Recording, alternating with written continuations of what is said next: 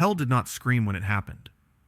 There was no explosion, no holy trumpet, no familiar tearing of reality like the angelic exterminations that came every year on schedule. Instead, Hell hesitated. For one quiet, impossible moment, the eternal noise of Pentagram City faltered, like a record skipping in the middle of a song it had played for centuries. Something was wrong. Deep beneath the neon chaos, instruments designed to measure demonic pressure began to spike. Not violently, not erratically, just upward, clean, sharp, empty. The numbers climbed without fluctuation, without a signature. No hellfire residue, no angelic wavelength, no soul distortion. Power was being detected, but there was no source. High above, in the Hazbin Hotel, Charlie Morningstar froze mid-sentence. Her smile faltered, just slightly, but enough that Vaggie noticed immediately. Charlie had grown up in hell. She had felt angelic purges, overlord wars, and ancient sins stirring awake. This was different. This felt like standing on solid ground and suddenly realizing gravity had loosened its grip. "Do you feel that?" Charlie asked quietly. Vaggie's hand moved to her spear. "Yeah," she said, "and I don't like it." Around them, the hotel guests stirred. Demons argued, laughed, drank, until one by one their voices lowered. A pressure crept into the air, not heavy, not crushing, but unsettling in its absence, like soundproof silence pressing against the ears. Elsewhere in Pentagram City, Alistor stopped walking. The radio demon stood still in the middle of the street as static rippled faintly across his grin. His shadow, normally writhing with playful malice, hesitated, as if unsure which direction to stretch. Alistor tilted his head, listening. He heard screams, sirens, radio chatter. But beneath it all, nothing. "Oh," he murmured, voice crackling softly. "Now that is new."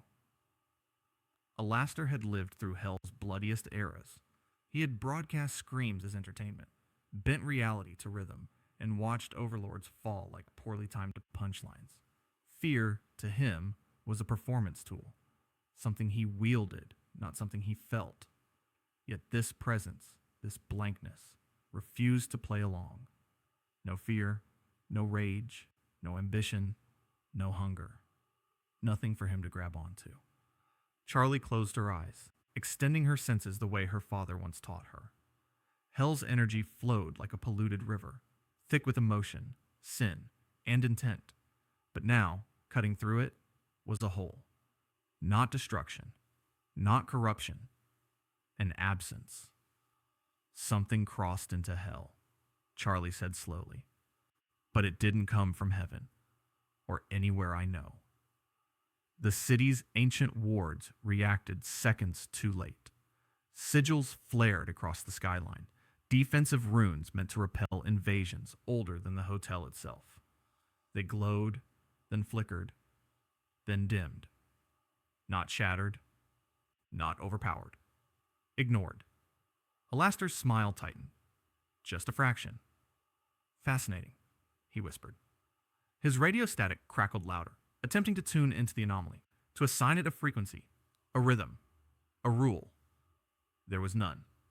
For the first time since his rise, Alistor could not hear a heartbeat behind the power. Panic began to ripple through the lower districts as lesser demons dropped to their knees, not from pain, but vertigo. Hell's metaphysical gravity shifted, like the realm itself had briefly forgotten how it was supposed to function. And then, the pressure vanished. No explosion followed. No shockwave, just a sudden return to normalcy. So abrupt it felt wrong, like waking up after falling asleep mid-step. Charlie exhaled sharply. "Did it stop?" Vaggie shook her head. "No, it moved." Far below the city, at a boundary no demon ever crossed willingly, something arrived. The barrier between realms, a membrane reinforced by sin, contract, and cosmic law, rippled outward. Not torn, Not forced open. Stepped through. No alarm screamed. No ancient guardians awoke. Because nothing hostile had triggered them.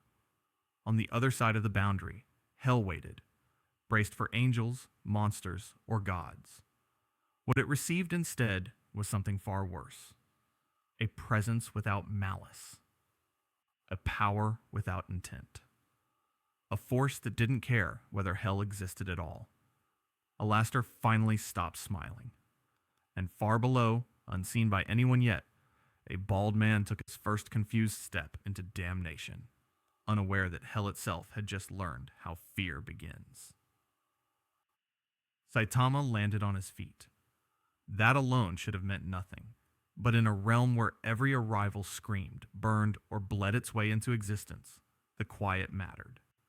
No crater, no shockwave, just a soft tap of boots against cracked crimson stone. He blinked once. Huh.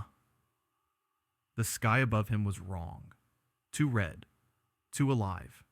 Neon signs flickered in the distance, screaming words he didn't bother reading. The air smelled like smoke, iron, and something vaguely fried. Saitama scratched the back of his head, his yellow suit slightly dusty, his cape fluttering weakly in a wind that felt artificial.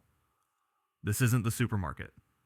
He turned in a slow circle, scanning the streets of Pentagram City like a man who had taken the wrong subway stop. His face held no awe, no fear, just mild confusion and the faint disappointment of someone realizing they'd wasted time. Around him, hell reacted. Low-tier demons were the first to notice. Imps, sinners, creatures stitched together by bad decisions and worse afterlives, paused mid-argument, mid-crime, mid-existence. They stared at the bald man standing casually at the edge of their street like he was a glitch in reality. Then came the laughter. Oh wow, one demon sneered, teeth glowing neon. What is this? A cosplay convention. Another leaned in close, sniffing. No horns, no wings, no fire. Did heaven start sending tourists now? Saitama sighed. Man, do you guys know where I am? I think I took a wrong... A bottle smashed against his shoulder. It shattered harmlessly, glass sliding off his suit and clinking to the ground. Saitama looked down at the shards, then back up at the demon who threw it. Rude. The demons roared with laughter.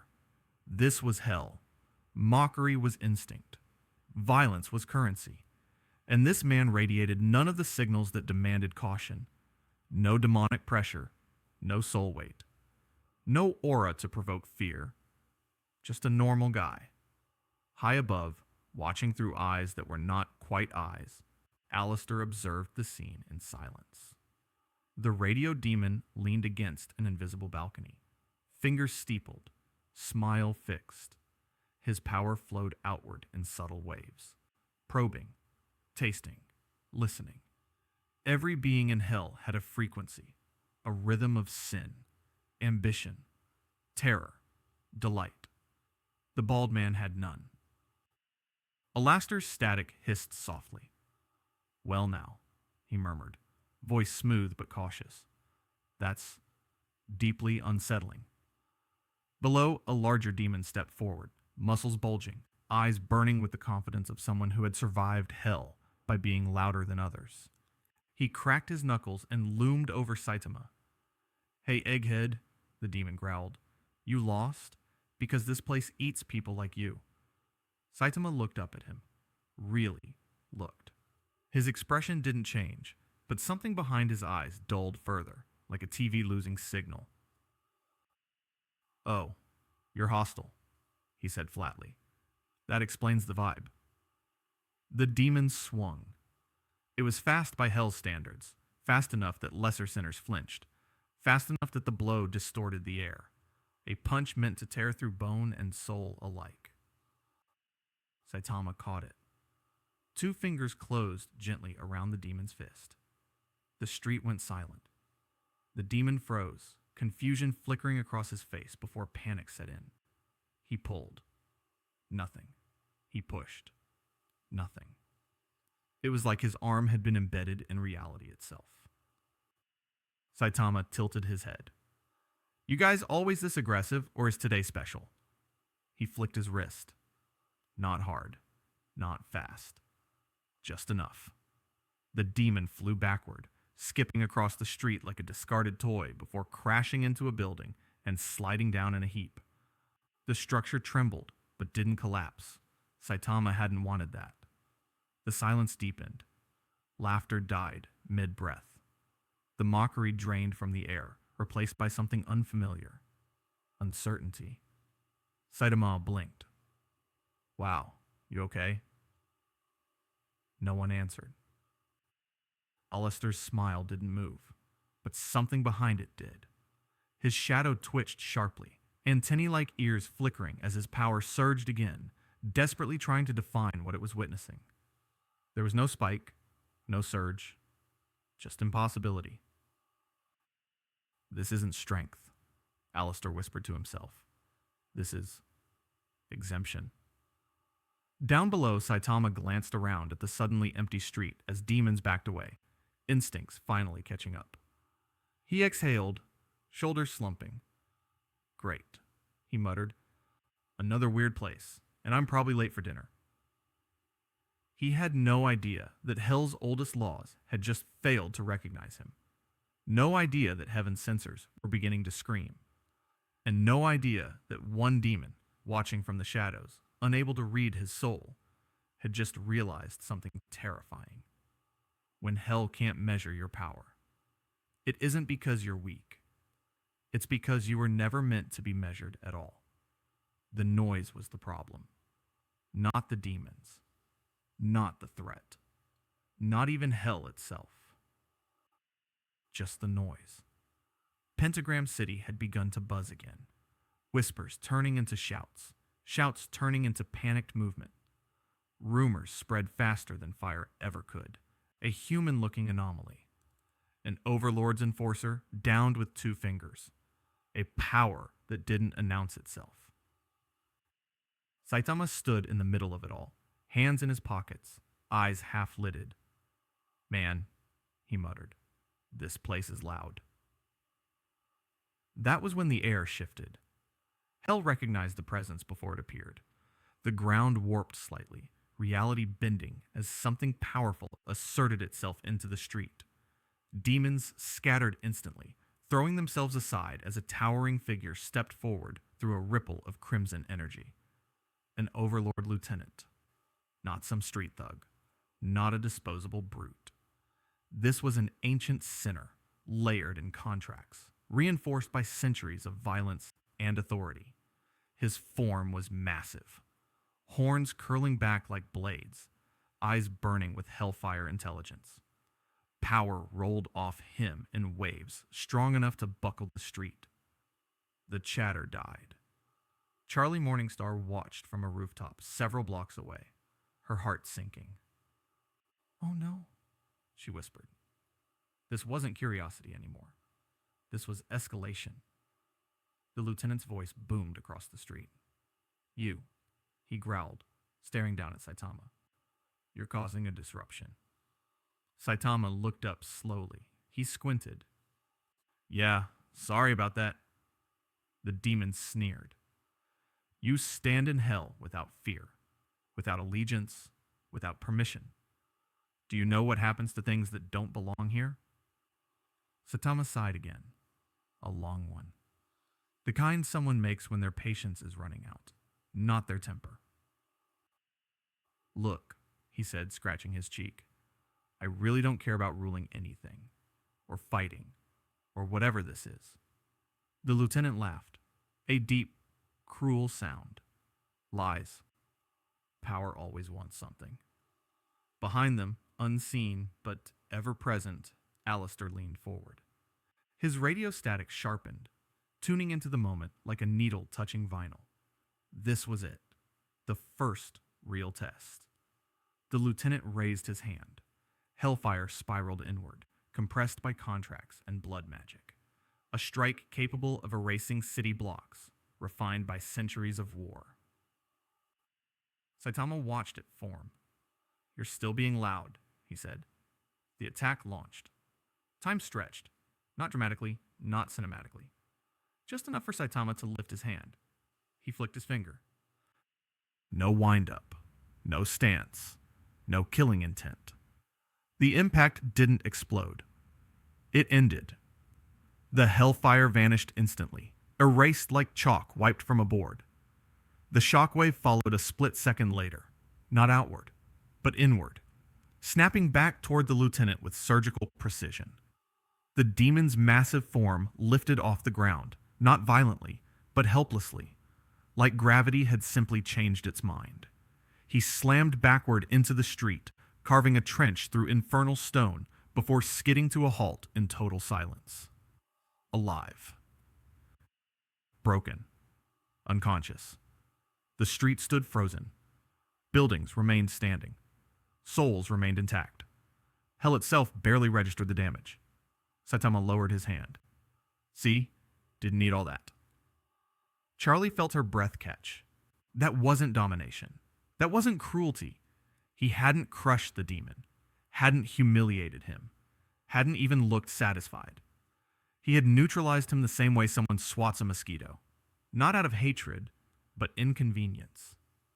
"That's not," Charlie whispered. "That's not how villains act." Alistor's smile twitched. His radio crackled violently, glitching in and out as if struggling to maintain signal. His power surged again, probing deeper, harder, desperately. Nothing. No echo of malice. No spike of pleasure. No emotional residue. Just calm. "Oh dear," Alistor murmured. "You didn't enjoy that at all, did you?" Saitama glanced around at the terrified demons, now backing away in absolute silence. For the first time, he noticed the fear, not as something delicious, not as something empowering. Just confusing. "Did I mess up?" he asked, no one in particular. Charlie made her decision. She stepped forward, wings flaring slightly as she descended onto the street, placing herself between Saitama and the watching demons. Her voice was steady, but her hands trembled. "You didn't?" she said. "But you don't belong here." Saitama looked at her. Really looked. She felt it then. The weight of his presence. Not oppressive. Not divine. Final. "You're not angry," Charlie continued. "You're not cruel. So what are you?" Saitama blinked. "Just a guy." The air trembled. Alastor laughed softly, though the sound distorted, warping unnaturally. "Oh, my dear princess," he said under his breath. "That's the most terrifying answer you could have given." Because hell had finally understood the truth. This invader wasn't here to conquer, wasn't here to punish, wasn't here to judge. And a being with power like that who doesn't want anything might be far more dangerous than one who does. And somewhere far above hell, unseen eyes began to take notice. Alastor did not rush. That alone unsettled hell. The radio demon had never been a creature of hesitation. He was spectacle, timing, control. When something interesting entered his world, he greeted it with flair, music swelling, reality bending, fear blooming like a well-rehearsed chorus. But this time, Alistor chose patience. From the shadows of a fractured street, his voice slid into the air without a source, smooth and cheerful, layered with faint static. "Well now, dear guest," it sang, "you've certainly made an entrance." Saitama paused mid-step and looked around. "Huh?" Alistor appeared beside him in a burst of crimson distortion, cane tapping lightly against the pavement. His smile was wide, perfect, predatory. The world around them subtly warped, buildings leaning inward, colors saturating, shadows stretching unnaturally long. Every demon watching felt it. This was Alistor's domain now. "I don't believe we've been properly introduced," Alistor said. "I'm Alastor. Think of me as a host." Saitama blinked once. No flinch, no tension, no awe. Alastor's eyes narrowed, just a fraction. With a casual flick of his cane, the street transformed. Neon signs melted into screaming faces. The sky darkened, clouds forming jagged teeth. The ground pulsed with echoes of past sins, voices whispering guilt, rage, despair, an auditory hallucination engineered to crush weaker minds. This wasn't an attack. It was pressure. Saitama looked down at the ground, then up at the sky. Wow, you guys really committed to the theme here. Alistor's radio static spiked. Interesting. Tell me, Alistor continued, circling Saitama slowly, each step syncing with an invisible rhythm. Do you hear them? The screams? The regrets? Hell has a way of reminding visitors who they are. Saitama tilted his head. He paused, genuinely listening. I hear some yelling, he said, but I think that's just traffic. The whispers faltered. For the first time in centuries, Alistor's illusions did not land. He snapped his fingers. Reality folded inward. They stood somewhere else now, an endless stage bathed in red spotlight. Rows of shadowy figures filled invisible seats, watching, applauding, laughing. The air vibrated with applause that wasn't there. A performance space. Alastor thrived here.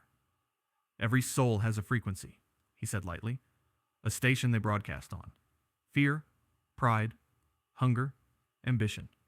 He leaned closer, grin unwavering. I can hear them all. He paused. I can't hear you. Saitama shrugged. Maybe your radio's broken? The applause cut out abruptly. Charlie, watching from a distance she didn't remember crossing, felt a chill crawl up her spine. This wasn't a fight. This was Alistor testing boundaries, trying to define something that refused definition. Alastor's shadow lashed out, forming grotesque shapes, claws, mouths, eyes, all snapping toward Saitama in perfect synchronization. Saitama yawned. The shadows froze inches from his face. Not repelled. Not destroyed. They simply stopped. As if the concept of attacking him had been rejected by reality itself. Saitama frowned and gently pushed one aside with his finger. It dissipated like smoke. Are we done? He asked. I'm kind of hungry. That was the moment. The turning point Alistor hadn't anticipated. Because for the first time since his death, he felt something twist beneath his smile. Not fear, not anger. Loss of control. Alastor straightened, laughter bubbling up instinctively. But the sound warped, stuttering, radio static glitching, hard enough that nearby demons clutched their ears. How delightful, he exclaimed, voice pitching unnaturally. You really are something special. Saitama nodded politely. Thanks. So, do you know how I get out of here? The stage dissolved without Alistor's command. The sky snapped back to Hell's usual crimson. The city sounds returned in a rush. Alastor stood very still, cane clenched tighter than before. Charlie realized something terrifying. Alastor hadn't let Saitama go. He had lost his grip. Alastor's smile remained, but it was no longer confident. It was calculated, defensive. A word of advice, my dear guest, Alistor said, tone carefully cheerful. Hell doesn't like things it can't understand. Saitama started walking away. Yeah, I'm getting that. As he left, Alistor watched him go, radio static whispering frantic fragments only he could hear. For the first time his mind raced, not with plans, but with uncertainty. Because Alistor had bent reality. He had rewritten scenes. He had broken minds. And none of it had mattered. Somewhere deep in Hell's foundations, ancient systems adjusted their calculations. And far above, unseen forces took note of a truth that even Alistor could no longer deny. This wasn't a battle he could win by control. And the moment Hell's greatest manipulator realized that the game fundamentally changed. Hell decided it had waited long enough. The streets of Pentagram City were quiet in a way they had never been before. Not peaceful, not calm, but braced. Like a held breath stretched too long. Windows flickered. Sirens wailed and then cut out. Demons felt it in their bones. Authority was moving. From every district, pressure rose. Overlords were arriving. Not one, not two. Many. Shapes twisted reality as they manifested. Ancient sinners wrapped in contracts, titles, and fear-earned dominion. Their presence bent the air, layered atop each other like overlapping storms. This had not happened in centuries. Overlords did not unite unless hell itself was at risk. Charlie felt her chest tighten as she sensed them converge. "This is bad," she whispered, wings twitching anxiously. "This is really bad." Down below, Saitama stood near the edge of a cracked boulevard, staring at a bent vending machine that hummed weakly, despite having no business working in hell. "No change," he muttered. "Figures." A voice thundered behind him. "That's far enough." Saitama turned slowly. An overlord stepped forward, tall, draped in living shadows, eyes burning with authority forged through centuries of slaughter. The air screamed around him, demonic pressure crashing outward like a tidal wave. Buildings groaned. Weaker demons collapsed instantly, souls rattling under the weight. Saitama didn't move. "You have disrupted balance," the Overlord declared. "You have humiliated power. Hell does not tolerate anomalies." Others appeared behind him, flanking him, encircling Saitama in a widening ring of impossible beings. Each one radiated domination in a different flavor: rage, greed, madness, cruelty. Alastor watched from afar, arms crossed, static whispering nervously at the edges of his hearing. This wasn't theater anymore. This was desperation. Saitama glanced around at the circle forming around him. "Wow," he said flatly. "Group confrontation. That's new." The Overlord raised a hand. Hell responded. Chains erupted from the ground, forged from soul law and ancient pacts. Sigils ignited mid-air, sealing space itself. The air thickened, gravity sharpening, compressing everything within the circle. This was not brute force. This was containment. Charlie gasped. "They're trying to lock him into Hell's rule system." Vaggie gripped her spear. "Will it work?" Charlie didn't answer. Saitama felt the pressure then. Not pain, not danger, but resistance. Like moving underwater. He frowned slightly, more annoyed than threatened. "Okay," he said. "That's kind of uncomfortable." The Overlord snarled. "Kneel." Saitama scratched his cheek. He thought about it. Genuinely. "Nah," he said. The chains tightened. The seals flared. Hell pushed. And for the first time since arriving, Saitama exhaled sharply. "Man," he muttered, planting his feet. "I really don't want to break anything." He raised his fist. Not high, not dramatically. Just enough. Charlie's eyes widened. "Wait!" The punch landed. Not on an Overlord. Not on a demon. On the air itself. The shockwave didn't explode outward like a bomb. It rippled, controlled, focused, before detonating across the city in a delayed roar. Pentagram City buckled. Buildings folded inward as if struck by a giant hand. Streets split open, fissures racing outward for miles. The sky cracked, literally, red clouds tearing apart as Hell's atmosphere struggled to compensate. Overlords were thrown backward like debris, their seals shattering instantly. Chains disintegrated mid-motion. Ancient contracts snapped with audible screams. Charlie screamed as the ground beneath her fractured. She spread her wings instinctively, shielding nearby demons as shockwaves rippled past her. Stop! Stop! He's not trying to... Saitama froze mid-stance. Oops. He lowered his fist immediately. The destruction stopped spreading, the shockwave dying out as suddenly as it began. Silence followed. Not the eerie silence from before. This one was horrified. An entire district lay partially collapsed. Smoke rose in thick columns. Overlords struggled to stand, some kneeling, others bracing themselves against ruined structures. None were unconscious. He hadn't wanted that.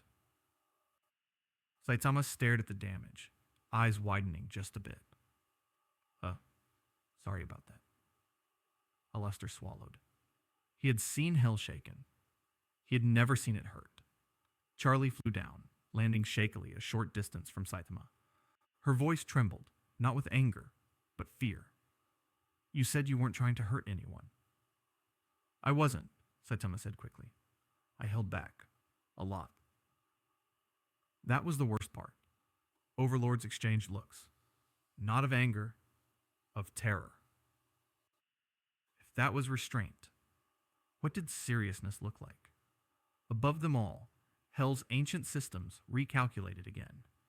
And somewhere beyond Hell's borders, something far older than demons stirred, drawn by a shockwave that should not have been possible.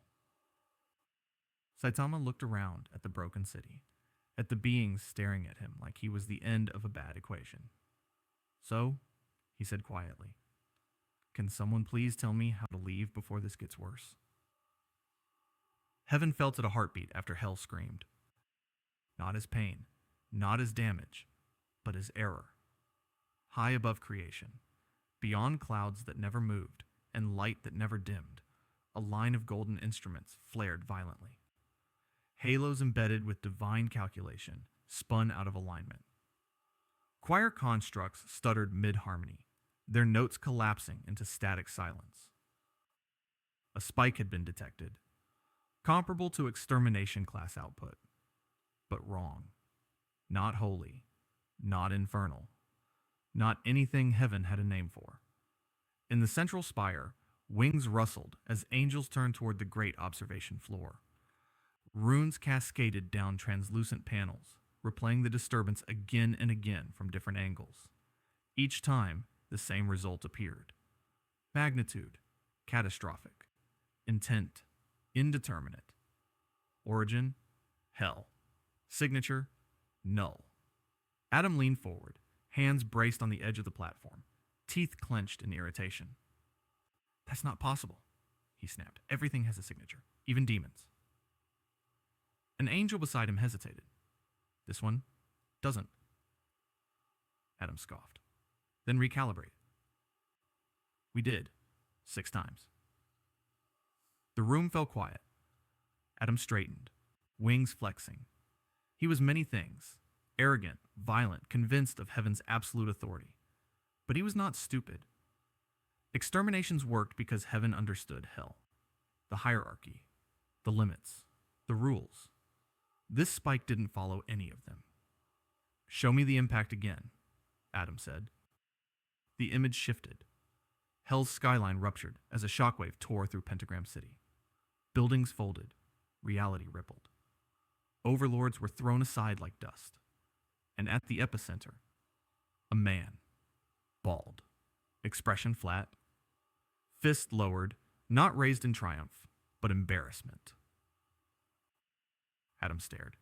That's it? Yes. That's the source? Yes. Adam laughed once, sharp and dismissive. You're telling me that caused this? He pointed. No wings, no halo, no corruption. That thing doesn't even look armed. The council around him didn't laugh. One of the higher seraphs spoke carefully. We traced the spike across layers of existence. It did not draw from hell.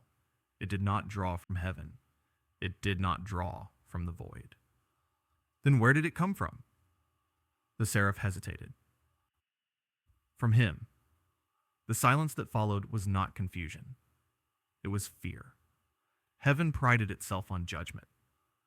Everything that existed could be weighed, measured, classified, sins quantified, power ranked, threats neutralized by superior force.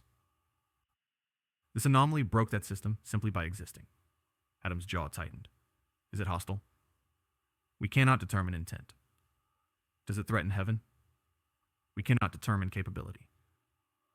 That was worse. Adam turned sharply.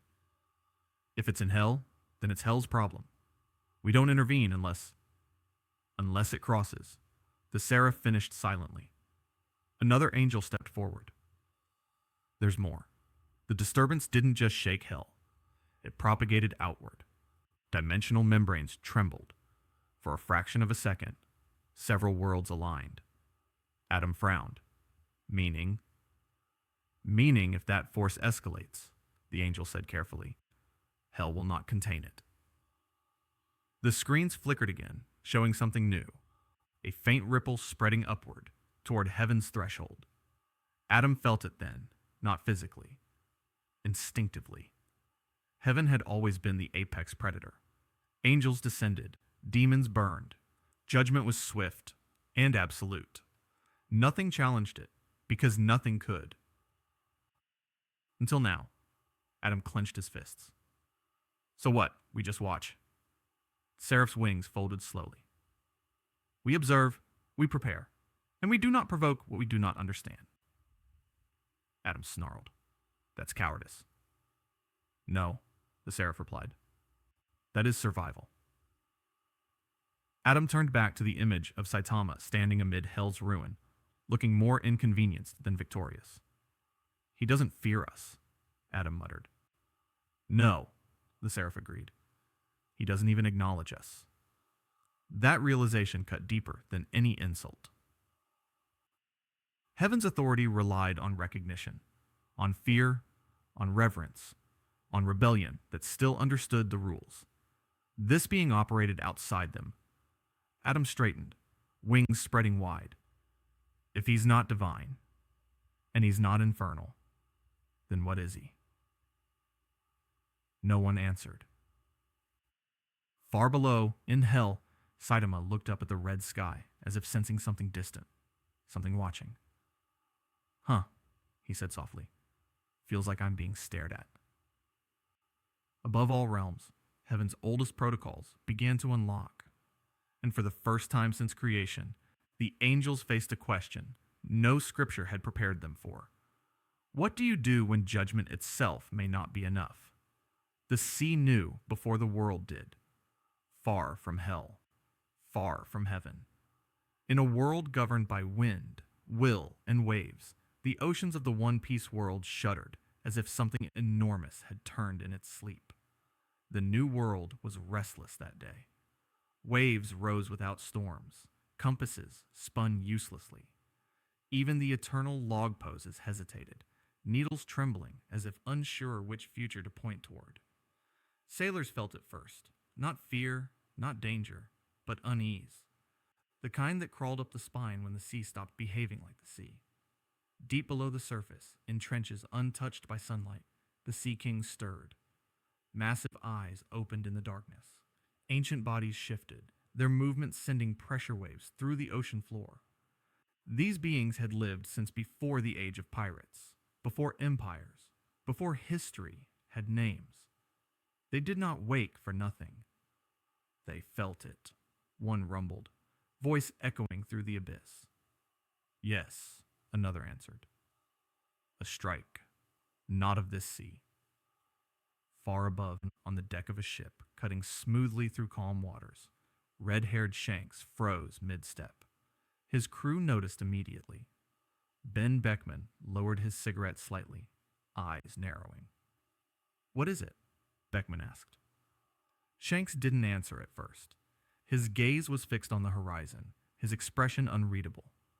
The wind tugged at his cloak, but his haki, normally expansive, effortless, had pulled inward, tightening like a clenched fist. That wasn't haki, Shanks said finally. Lucky Roo frowned. What wasn't? Shanks closed his eyes, reaching out again with his senses. He had felt Conqueror's hockey clash across islands. He had felt Whitebeard's presence like a living storm. He had felt God's fall. This was none of that. There was power, Shanks said slowly, enough to shake something far away. How far? Beckman pressed. Shanks opened his eyes. Too far, he said, and it didn't announce itself. That disturbed him more than raw strength ever could. Power in this world always left fingerprints. Ambition, dominance, intent. This presence had passed through reality like a stone through water, leaving ripples, but no identity. Shanks exhaled softly. Whatever did that doesn't care about being felt. Elsewhere, hidden behind red walls and sealed doors, panic bloomed quietly. The Gorosei stood in a circle beneath the sacred chambers of Mary Joaz, ancient eyes fixed on a glowing artifact suspended in the air between them. A relic from the Void Century, one of many forbidden objects they pretended did not exist. It was reacting. Hairline fractures of light crawled across its surface, pulsing in irregular patterns. This relic had remained dormant for centuries, even during the Great Pirate Era, even during the rise of dangerous powers. Now it hummed. This should not be happening, one of the Gorosei said sharply. The seal is intact, another replied. Nothing in this world should be capable of stimulating it. And yet it responds, the first snapped. Which means... It means, the third interrupted quietly, that something outside this world has brushed against it. The room fell silent. The Void Century relics were designed with one purpose: to endure greater powers. To survive forces that had once threatened the entire structure of reality. If they were reacting now, one of the Gorosei clenched his cane. Did it originate from the ancient weapons? No, came the answer. This power doesn't align with any known force. Not devil fruits, not hockey, not science. Then classify it, the first demanded. The response came after a long pause. Unclassifiable. That word had not been spoken in this room for 800 years. Far out at sea, Roger's old roots felt subtly wrong. Islands shifted imperceptibly. The sea itself seemed to listen, waiting for something to happen next. Shanks rested a hand on the rail, jaw set. If something like that exists, he murmured, then the balance we've been fighting to maintain. Beckman followed his gaze. Do we tell anyone? Shanks shook his head. Not yet. Deep below, the Sea Kings began to sink back into slumber, but uneasily. The ripple has passed, one said. Yes, another replied, but the source remains.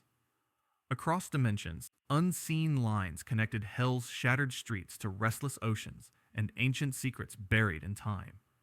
Something strong enough to shake Hell had just brushed against the seas, and the world of pirates, unknowingly, had entered the edge of a story far bigger than itself. A silence had fallen over the ninja world, subtle but impossible to ignore. It wasn't that the land shook. It wasn't that trees toppled or rivers boiled. The sky remained calm. Birds still sang. But every shinobi in Konoha, every sensor, every chakra-sensitive being felt it immediately. A hole. A void where energy should have been. Naruto Uzumaki, sitting in the Hokage office, clenched his fists on the polished table. His chakra, normally vibrant and responsive, twitched uncertainly. It was like trying to grasp wind. Something vast had appeared, and yet it left no signature, no chakra, no malice, no intent. Just presence. Sasuke stood behind him, arms folded, eyes narrowed, scanning every flow of energy in the city. It's not a jutsu, he said. His Rinnegan flickered as he probed farther. It's not a hidden weapon. It's nothing. But it's strong enough to interfere with our world's energy. Naruto slammed his palm down on the desk, the force shaking the furniture slightly. You mean like an Otsutsuki level threat? The Council of Hokage advisors exchanged glances. Older shinobi had felt the tremor too. Uncertainty radiated from them. In their lifetimes, they had dealt with enemies who had mastery over space, time, and elements. They had survived planetary-scale destruction. But this was alien. The thing is, Shikamaru said, voice low, we can't detect it directly. Its chakra signature is absent. That's what's dangerous. Our sensors can't even tell if it's hostile or not. We can only feel its magnitude. Hinata stepped forward cautiously. If it's not showing hostility, maybe it isn't here to fight. Naruto's face hardened. It isn't here to fight? That doesn't make it safe. He rose from his seat, pacing, chakra flaring subtly in the room. I've fought enemies who wanted to kill the world, but I've never fought someone I can't even sense. How do you even plan for that? Sasuke's expression darkened. That's exactly it. Our entire system relies on detecting energy, intent, strength, malice, fear. If that's gone, it doesn't just break our defenses. It breaks the rules of the world itself. A knock came at the door. Sarutobi's aide entered quickly, face pale. Lord Hokage, sensors from the outer borders, multiple locations. They're reporting fluctuations, not attacks, but distortions. Chakra is vanishing and reforming, temporarily, unpredictably. Naruto clenched his fists tighter. So it's spreading. Sasuke's Rinnegan twitched, scanning patterns. Not just spreading, reverberating. The energy, whatever it is echoing across dimensions. We're only feeling the aftershocks. Whoever or whatever caused this is beyond anything we've classified. The room went quiet. The council leaned in, their faces etched with tension. They had seen Akatsuki-level threats, Kaguya-level threats. Even the Otsutsuki themselves had left chaos in their wake. But the fear this produced was different. It wasn't the scale. It wasn't the destruction. It was the unknown. The absence of a signature. Naruto paced near the window, hands balled into fists, gaze fixed on the horizon. Something that strong. And it's not even using chakra. That doesn't make sense. How do you fight something that doesn't exist the way you understand it? Sasuke's expression remained calm, but the tension in his eyes betrayed his concern. It's not supposed to be possible, and yet it is. The room shook subtly, almost imperceptibly, and all heads snapped toward the windows. The forests surrounding Konoha rippled like water. Birds scattered mid-flight. Even the mountains seemed to pulse. Naruto inhaled sharply. That's too close. The Hokage Council exchanged worried glances. The possibility that this was not a mere anomaly, but an interdimensional force capable of bypassing natural laws, was dawning on them. Shikamaru rubbed his forehead. If we can't gauge its intent, and we can't measure its strength, then any engagement is basically blind. Any strategy is a guess. Hinata placed a gentle hand on Naruto's shoulder. But you've faced the impossible before. We always find a way. Naruto's face softened for a fraction of a second, then hardened again. Yeah, but this is different. This isn't a monster we can fight, or a plan we can counter. This feels like it's rewriting the rules while we're still figuring out what the game is. Sasuke stepped closer, voice low.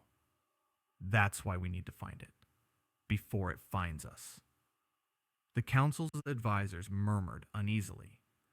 Even with all their experience, even with centuries of recorded history and forbidden knowledge, the fear was unanimous. The shinobi world had never faced power without a chakra signature.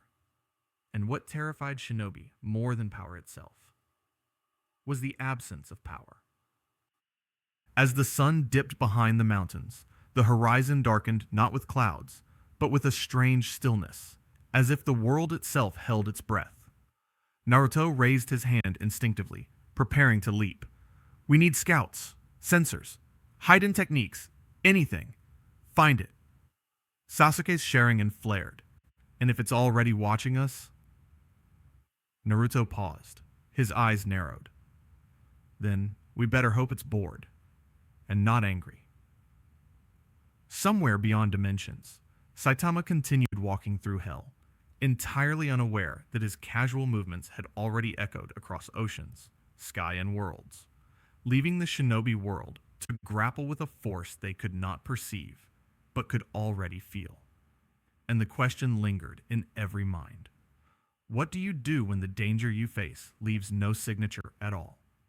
Pentagram City was in chaos, but not the kind that came from open battle. This was calculated, coordinated, precise. For centuries, the Overlords had maintained order in hell through contracts, binding rituals, and the immutable laws of souls. No demon had ever broken these rules. No mortal had ever resisted the grip of hell's metaphysics. Until now. Saitama moved down a shattered street, hands in his pockets, eyes scanning a billboard dangling at an odd angle. He was bored, but polite. Man, you guys really need a cleaner, he muttered. Around him, the Overlords were assembling a plan. Not brute force, not conventional attacks. This was a symphony of hell's rules. Sigils burned into the pavement. Contracts formed in midair, linking demons with invisible chains of obedience. Ancient soul laws flickered to life, ready to compel him to stop, to kneel, to obey. This is it, one Overlord hissed, voice shaking. This is how we contain him. Alastor observed silently from their shadows, radio static crackling nervously around him. He had toyed with mortals, bent reality, terrified entire districts. But even he felt the unfamiliar prickling of unease. Saitama had not yet reacted. That in itself was a crack in confidence. The first binding ritual activated. Glyphs floated, twisting the air, demanding compliance. A dozen demons' forms shimmered as the soul laws tied them to the commands. They lunged forward, attempting to subdue him. Saitama flicked a finger. One demon vanished into a puff of smoke. The laws held no weight. They recoiled, hissing, helpless. The Overlords tightened their circle. Chains of contract lashed toward Saitama's ankles, trying to root him in place. Sigils of obedience glowed hotter. Ancient curses activated. The air itself thickened with metaphysical authority. He stepped to the side. Everything shattered. Not violently, not in explosions. Simply, the rules failed. Contracts unbound mid-air. Sigils fizzled into nothing. Laws that had governed hell for eons lost their meaning in a single, casual movement. Alastor's static glitched harder. Fascinating, he muttered, more to himself than anyone else. But there was an edge in his tone. Curiosity edged with fear. Saitama scratched the back of his head. Sorry about that. Charlie floated closer, wings flaring nervously. You're breaking the laws of hell just by existing, she whispered. Her voice trembled. If the rules don't apply to you, what does that make you? For a moment, Saitama paused, looking around. I'm just trying to walk through the city. I didn't mean to cause trouble. That's the problem, Vaggie muttered under her breath. Everything here is based on intent and control. And you're not even aware of your effect. The Overlords regrouped, desperation beginning to creep into their perfectly orchestrated strategy. Every new attempt, contracts, soul chains, curses, dimensional locks, collapsed with the slightest movement from Saitama. The city trembled, not from his strength, but from the sheer inability of Hell's structure to adapt. Alastor finally stepped forward, trying to test a different approach. He bent the fabric of reality around Saitama, warping the streets, creating infinite corridors, looping shadows, and impossible angles designed to confuse, trap, and intimidate. Saitama wandered through the illusion casually. He tilted his head. Huh. Nice maze. Kinda neat. The radio demon froze for a heartbeat. A long heartbeat for him. No mortal had ever traversed his illusions like this. And then the edges of the corridors flickered and collapsed under the weight of Saitama's presence. Hell was supposed to demand obedience. It was supposed to punish hubris. It was supposed to terrify. But none of that mattered. Charlie felt a cold wave of unease. This wasn't just power. This was beyond morality, beyond judgment, beyond the concept of sin and punishment. The question gnawed at her. If someone cannot be bound by hell's laws, what stops them from acting above all else? And the most terrifying part? Saitama wasn't acting at all. The Overlords exchanged glances. They had fought mortals who became gods. They had executed the most rebellious demons. They had shattered cities and rewritten laws. But Saitama didn't fight. He didn't destroy. He simply was. Each failed attempt heightened their fear. Contracts that should have held him now dissolved. Soul laws that should have compelled obedience now recoiled. Even the most complex metaphysical traps, designed with centuries of foresight, bent and broke around his casual motions. Alastor's static spiked again, glitching violently, a sound that made lower-tier demons clutch their ears. He whispered to himself, half in awe, half in panic. He's not just strong. He's outside the system. The rules themselves cannot touch him. Charlie looked down at the street, feeling the tremors beneath her wings. If the rules don't apply to him, she murmured, voice barely audible, then is he outside morality itself? Saitama yawned, stretching his arms. He glanced at her briefly. I'm not trying to be bad or good. I'm just here. The Overlords' faces paled. Strategy was supposed to be enough. Planning was supposed to work. But every carefully layered defense had failed, and with every casual step Saitama took, Hell's laws were undone. Alistor's radio static flickered violently, the glitches forming a high-pitched wail that echoed across the fractured city. A new realization dawned on all who watched. Saitama was not a demon. He was not a mortal. He was not an invader in the traditional sense. He was a force beyond hell. And the question lingered, heavy and suffocating. If even hell itself cannot bind him, what or who could? The streets of Pentagram City were quiet now, but not peaceful. Smoke curled from fractured buildings, and the air shimmered where Saitama had walked moments before, leaving a subtle warping of reality in his wake. The Overlords had retreated, exhausted, humiliated, unable to impose even a single rule upon him. Charlie hovered above the chaos, wings trembling slightly, eyes locked on the bald man standing casually in the center of the wreckage. His posture was relaxed, almost bored, yet somehow the entire district seemed to revolve around his presence. Every instinct in her body screamed that he could end this world, or any other, if he wanted. She took a deep breath. "Wait," she called softly, then louder. "Please, don't move." Saitama turned slowly. He tilted his head, expression neutral. "Huh? Oh, hey, what's up?" Charlie's voice shook, but her words were firm. "I know you're not from here.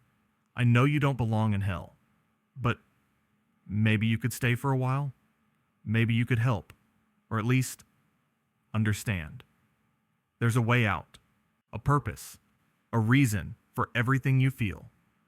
I can help you find it." Saitama blinked. He crossed his arms, looking around at the crumbling city, at the terrified demons hiding behind rubble, at the nervous overlords retreating to their shadows. "I see," he said slowly. "You want me to care?" "Yes," Charlie said, her voice breaking slightly under the weight of fear and hope. "You don't have to fight. You don't have to destroy. But maybe Maybe there's something here for you. Redemption. Purpose. Meaning. He scratched the back of his head. I don't really feel anything here, he admitted quietly. It's empty. People screaming, buildings falling, chaos everywhere. But it doesn't matter to me. I don't get mad. I don't get scared. I don't feel anything at all. The words hit her harder than any attack could have. She drifted closer, her wings folding slightly, trying to steady her voice. But isn't that why you should stay? To find something that matters? To find meaning in what you do? Saitama's gaze softened, but only a little. I don't think meaning works like that. You can't just offer it. People can tell me I should care. I can hear that. But I don't feel it. Not here. Not in any of this. Charlie's heart sank. She had expected resistance, perhaps arrogance or hostility, but the sheer honesty in his voice, detached, indifferent, was worse. Worse than rage, worse than fear, because it was absolute. She clenched her fists. So, you won't help. You won't stay. You'll just walk through everything you destroy? He shrugged. I'm not trying to destroy it. I'm just moving. Charlie's eyes welled with tears, but she pressed on. Even if you can't feel it, even if this world doesn't matter to you, people here do. Demons, overlords, innocents, they're afraid, and they can't fight against someone like you. You have the chance to change that. Saitama tilted his head again, considering her words as if they were a puzzle he didn't particularly care to solve. Change it for them? He asked, voice quiet. I guess I could, but honestly, I don't know why I would. I'm not angry at them. I'm not upset. I just am. Charlie's voice shook, but she didn't stop. You can be more than that. You can be a force for good, even here. You can protect, help, guide. You don't have to understand the world to make it better. That's all I'm asking. For a moment, there was silence. The air felt heavy, thick with possibility and impossibility. The streets of hell seemed to hold their breath, the fractured buildings and trembling overlords frozen in suspended anticipation. Even Alistor's static had quieted, as though listening. Saitama looked at her carefully, not mockingly, not impatiently, just plainly. You're serious, he said at last. You want me to care about this place, about them, about all of this mess. Charlie nodded, small but unwavering. I am, and I'm asking you to try, that's all. He exhaled, a slow, almost reluctant sigh. I don't know if I can. I really don't. His voice was soft, honest, almost human. But I'll think about it. Charlie felt a flicker of hope. That was all she could ask for. A flicker. One human connection in a man who had no use for the rules, the chaos, or even emotion itself. But the calm was fragile. Outside hell, across dimensions, unseen ripples continued to radiate. Heaven was watching, unsettled. The seas of the One Piece world had trembled. The shinobi world was aware of a void where power should be, and within hell, the overlords whispered in dread. Even if Saitama paused, even if he considered her words, the city around him was still broken. The metaphysical laws that had ruled hell for centuries were shattered, and nothing in the multiverse could predict what he might do next. Charlie hovered close, wings quivering. Her heart beat faster than it had in years. She knew she was gambling, not with money, not with a fight, but with everything. And Saitama, the man who had never lost, never feared, and never truly cared, simply stood there, thinking about nothing. For a moment, the possibility of hope hung in the air. And then a distant rumble echoed through hell. Not from Saitama, not from the overlords, not even from the city itself. Something else was coming. Something older. Something that might finally give meaning to a man who had none. And Charlie realized with a shiver that her moral gamble might not be enough. Because the universe never waits for anyone. Even a bald man with a punch stronger than reality itself. The air shimmered again, subtly at first, like a heat wave across the cracked streets of Pentagram City.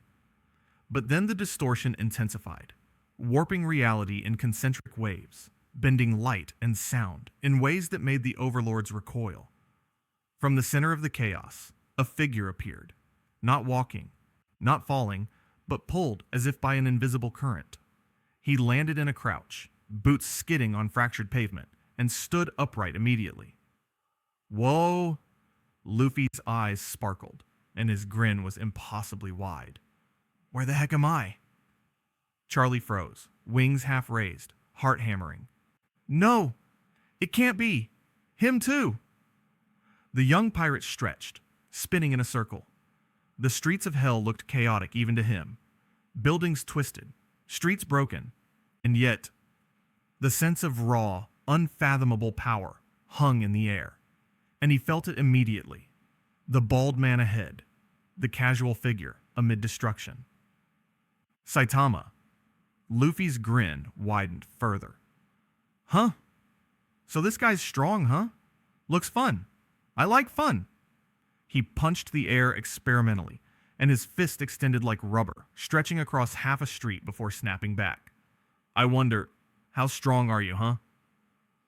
Saitama turned slightly, hands in pockets, looking at the newcomer with polite curiosity. Huh. You're stretchy. That's neat. His tone held no excitement, no fear, no challenge, just a neutral observation, like one might note the color of the sky. Charlie's breath caught. He's not afraid, she whispered. He doesn't even understand what's happening. Luffy, he could destroy the city. They could. But Luffy was already bouncing forward, rubber legs propelling him with a joyful whoop. Come on, let's see what you've got. Saitama blinked once, then another time. I don't really fight for fun. He gestured vaguely at the streets, at the scattered demons and fractured laws. Walk around. Bah! Luffy shouted, stretching his arm back. No excuses. I want to fight strong people. That's what makes it fun. Come on. And just like that, the collision of two forces that defied comprehension began, not with explosions, not with shouting, but with the curious, almost playful energy of someone testing the impossible. Charlie floated higher, wings shaking. This is insane, she muttered. Two beings who can't be measured by the rules. In one place. What happens to hell if they actually fight? The Overlords peeked out from their hiding places, trembling. Normally, they could manipulate, trap, or strategize against mortals and demons alike.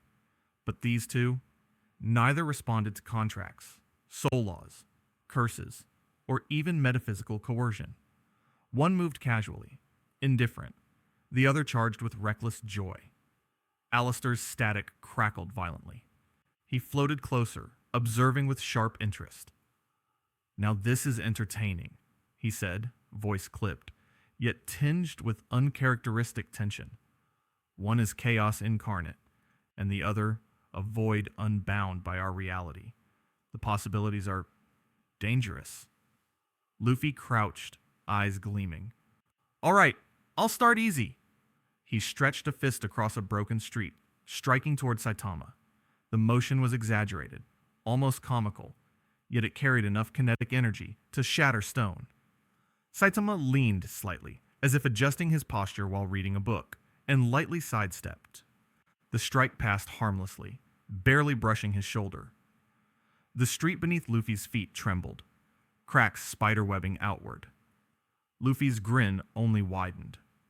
Whoa, you're fast! Faster than anyone I've fought! His energy flared, and he leapt, stretching his legs for a kick that could have toppled a skyscraper. Charlie's eyes were wide, voice trembling. This is more than I imagined. Two men who ignore the rules, and the city isn't even standing a chance. Saitama yawned. Do you want me to fight seriously? Luffy laughed, bouncing mid-air. Nope. I want you to fight fun. That's the whole point. A sudden ripple coursed through hell itself.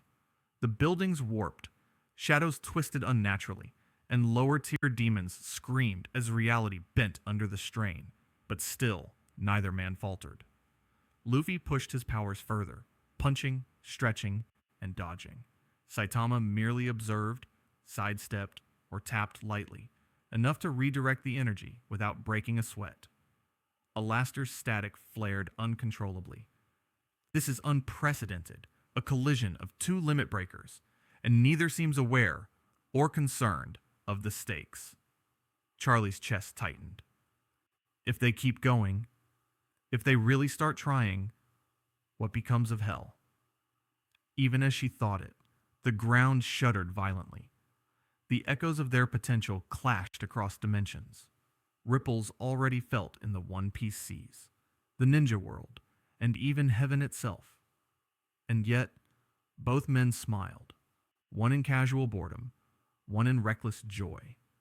Two unstoppable forces, two unpredictable wills, and the city beneath them, it held its breath. Somewhere, deep in the shadows of Pentagram City, Alistor muttered, when two beings bend the world itself, who, or what, gives way first? The men, or reality? The answer hung in the air, unanswered, as Luffy lunged again with a joyful shout. And Saitama, still calm, still detached, stepped aside. The impossible had met the absurd. And hell, for the first time in eons, felt uncertain. High above the fractured streets of hell, the air shimmered once more. Not from physical force, not from metaphysical collapse, but from a pulse of chakra that bent the dimensional boundaries themselves.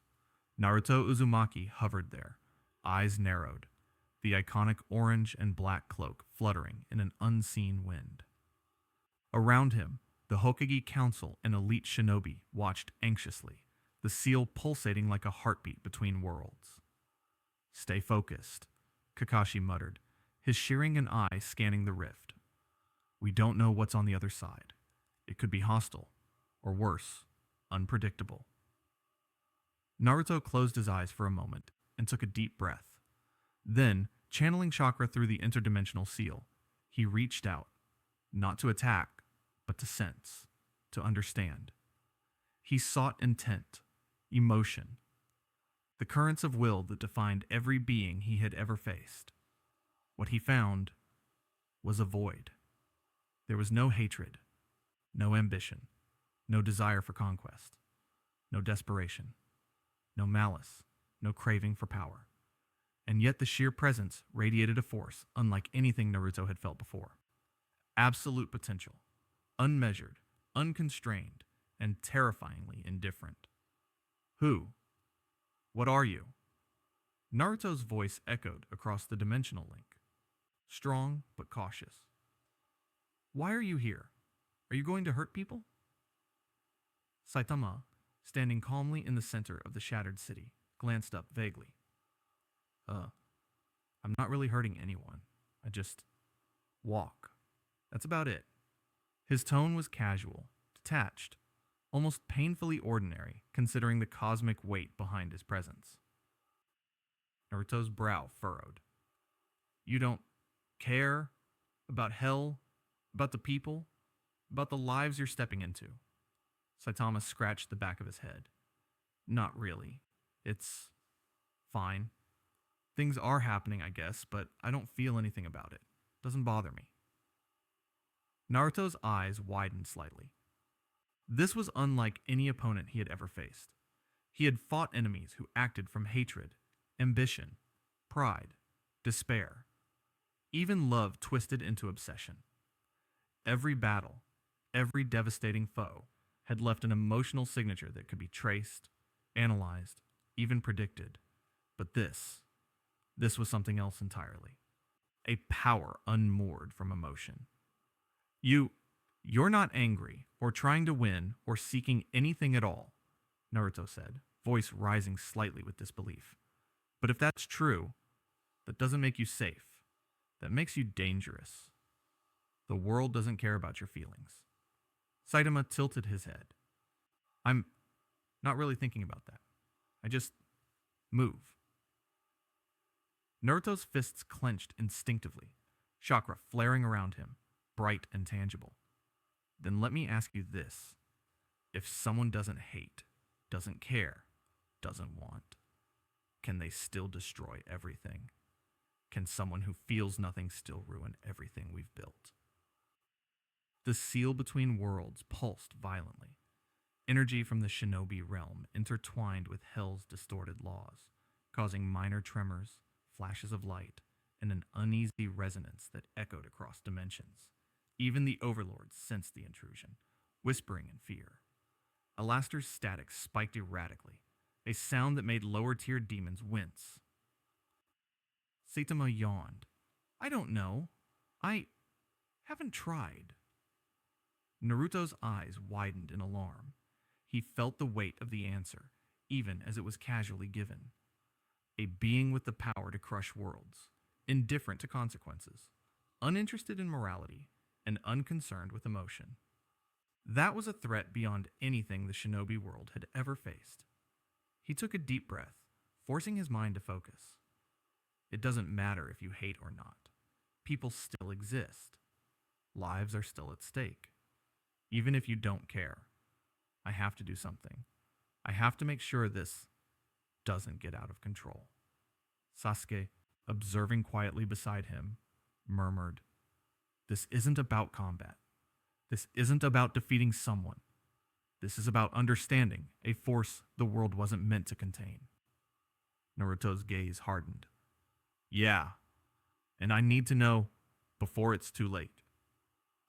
He extended his chakra outward, weaving it into a subtle but intricate pattern across the dimensional rift.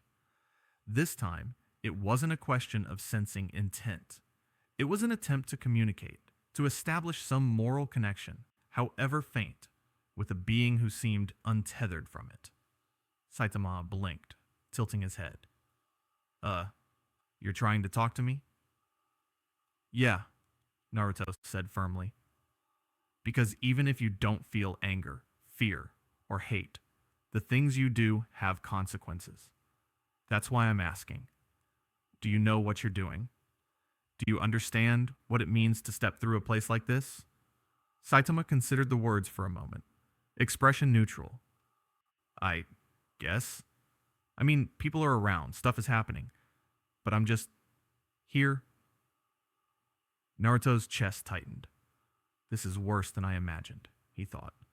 He had faced hatred incarnate, pride incarnate, despair incarnate.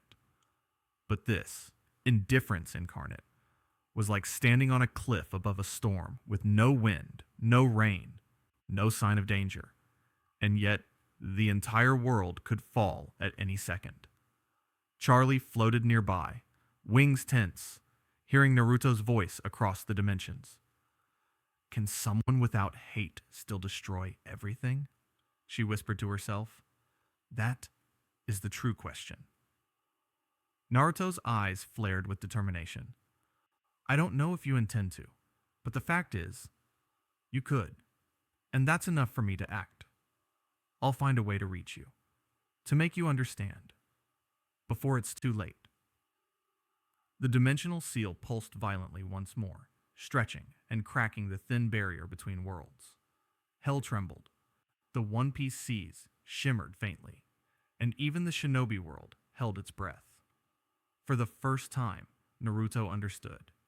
Some threats aren't measured by anger, hate, or ambition.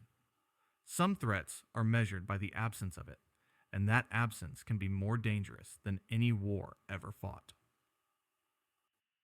And Saitama continued to walk, utterly unaware of the moral storm swirling across worlds, leaving everyone else to wonder. Can someone who feels nothing still decide the fate of everything? The fractured streets of Pentagram City had become more than just a battlefield. They were a stage where beliefs themselves clashed, where ideals collided as violently as fists, and where the stakes were not only physical, but moral, emotional, and existential. The air hung heavy with tension, charged by the presence of beings from different worlds, each carrying the weight of their convictions. Charlie hovered near the center, wings quivering, eyes wide with determination. She had spent centuries believing that even the damned could change, that redemption was possible for everyone, even for the worst of Hell's residents. "Saitama," she called, voice trembling yet firm. "You don't have to just walk through destruction. You can help. You can give meaning to what's broken here." Saitama tilted his head, the neutral expression that had unnerved so many before unchanging. "I don't really think about stuff like that," he said, shrugging. "I just move. People say I should care. I don't feel it." Charlie's wings drooped slightly, but she refused to give in. "Then at least try. Even a step in the right direction can change everything." From the shattered edge of the street, Luffy bounced forward, his grin impossibly wide, eyes sparkling with irrepressible joy. "Hey, I don't care about right or wrong. I just want to fight strong people and be free. That's what matters to me." He stretched a fist out and punched a distant pillar lightly, sending it cracking and groaning. "Freedom's all that counts." Naruto's figure shimmered through the dimensional seal, chakra rippling visibly around him. "No, freedom isn't everything," he said, voice sharp and commanding. "It's bonds, friends, connections. That's what makes someone strong. Protecting people, even if you don't care about yourself. That's what matters." Saitama blinked, looking between the three, as if observing a debate he had no interest in joining. So what? You all care about stuff? That's fine. I don't. He gestured vaguely, as if pointing to the streets, the broken buildings, the trembling demons. "Walk." Charlie's voice rose, threading desperation and hope. "But that's the problem. You're not thinking about consequences, about others, about what your presence means here." Luffy laughed, bouncing on his heels. "Consequences? Puff! You can't let that stop you from having fun." Naruto's face hardened. "Fun is worthless if it destroys people who trust you. Bonds, Charlie, Luffy, Saitama, they are what define responsibility." Saitama yawned faintly, unbothered. "I guess doesn't really matter to me." For a moment, silence fell, broken only by the faint cracks of buildings and the distant groan of shifting ground. Then Charlie's eyes narrowed. "That's it? That's what makes you dangerous. You don't have a cause, a grudge, a mission. You don't need anything. You act without desire, without proof to give. And that is frightening." Luffy's grin widened. "Heh, that's awesome. That's like me, but calmer. No pressure, no rules. Just strength." Naruto's expression darkened. "No, that's reckless. Power without understanding responsibility. That's chaos. That's what destroys worlds." Saitama scratched his head. "I don't know. I just move. People expect I should do more, but I don't really think about it." Charlie felt her chest tighten. Ultimate power. It doesn't always come from ideals or bonds. Sometimes it comes from having nothing to prove. And when someone like that exists, it changes everything. Luffy's fist twitched, ready to strike for the sake of excitement. Then let's see what happens. Naruto's hands glowed with chakra, sealing his intention. Protect, understand, and perhaps guide this anomaly before it caused irreparable damage. If this man can't be reasoned with, then I'll have to stand in his way, even if it means everything else falls apart. The ground trembled, reality warped slightly with the clash of wills. Even Alistor, hovering nearby, felt a rare chill in his static, a tremor in the carefully balanced scales of hell. Fascinating, he muttered. Not a single being here seeks control, conquest, or recognition. And yet the stakes could not be higher. Saitama yawned again. So, everyone's arguing about me. Cool. I'll keep walking then.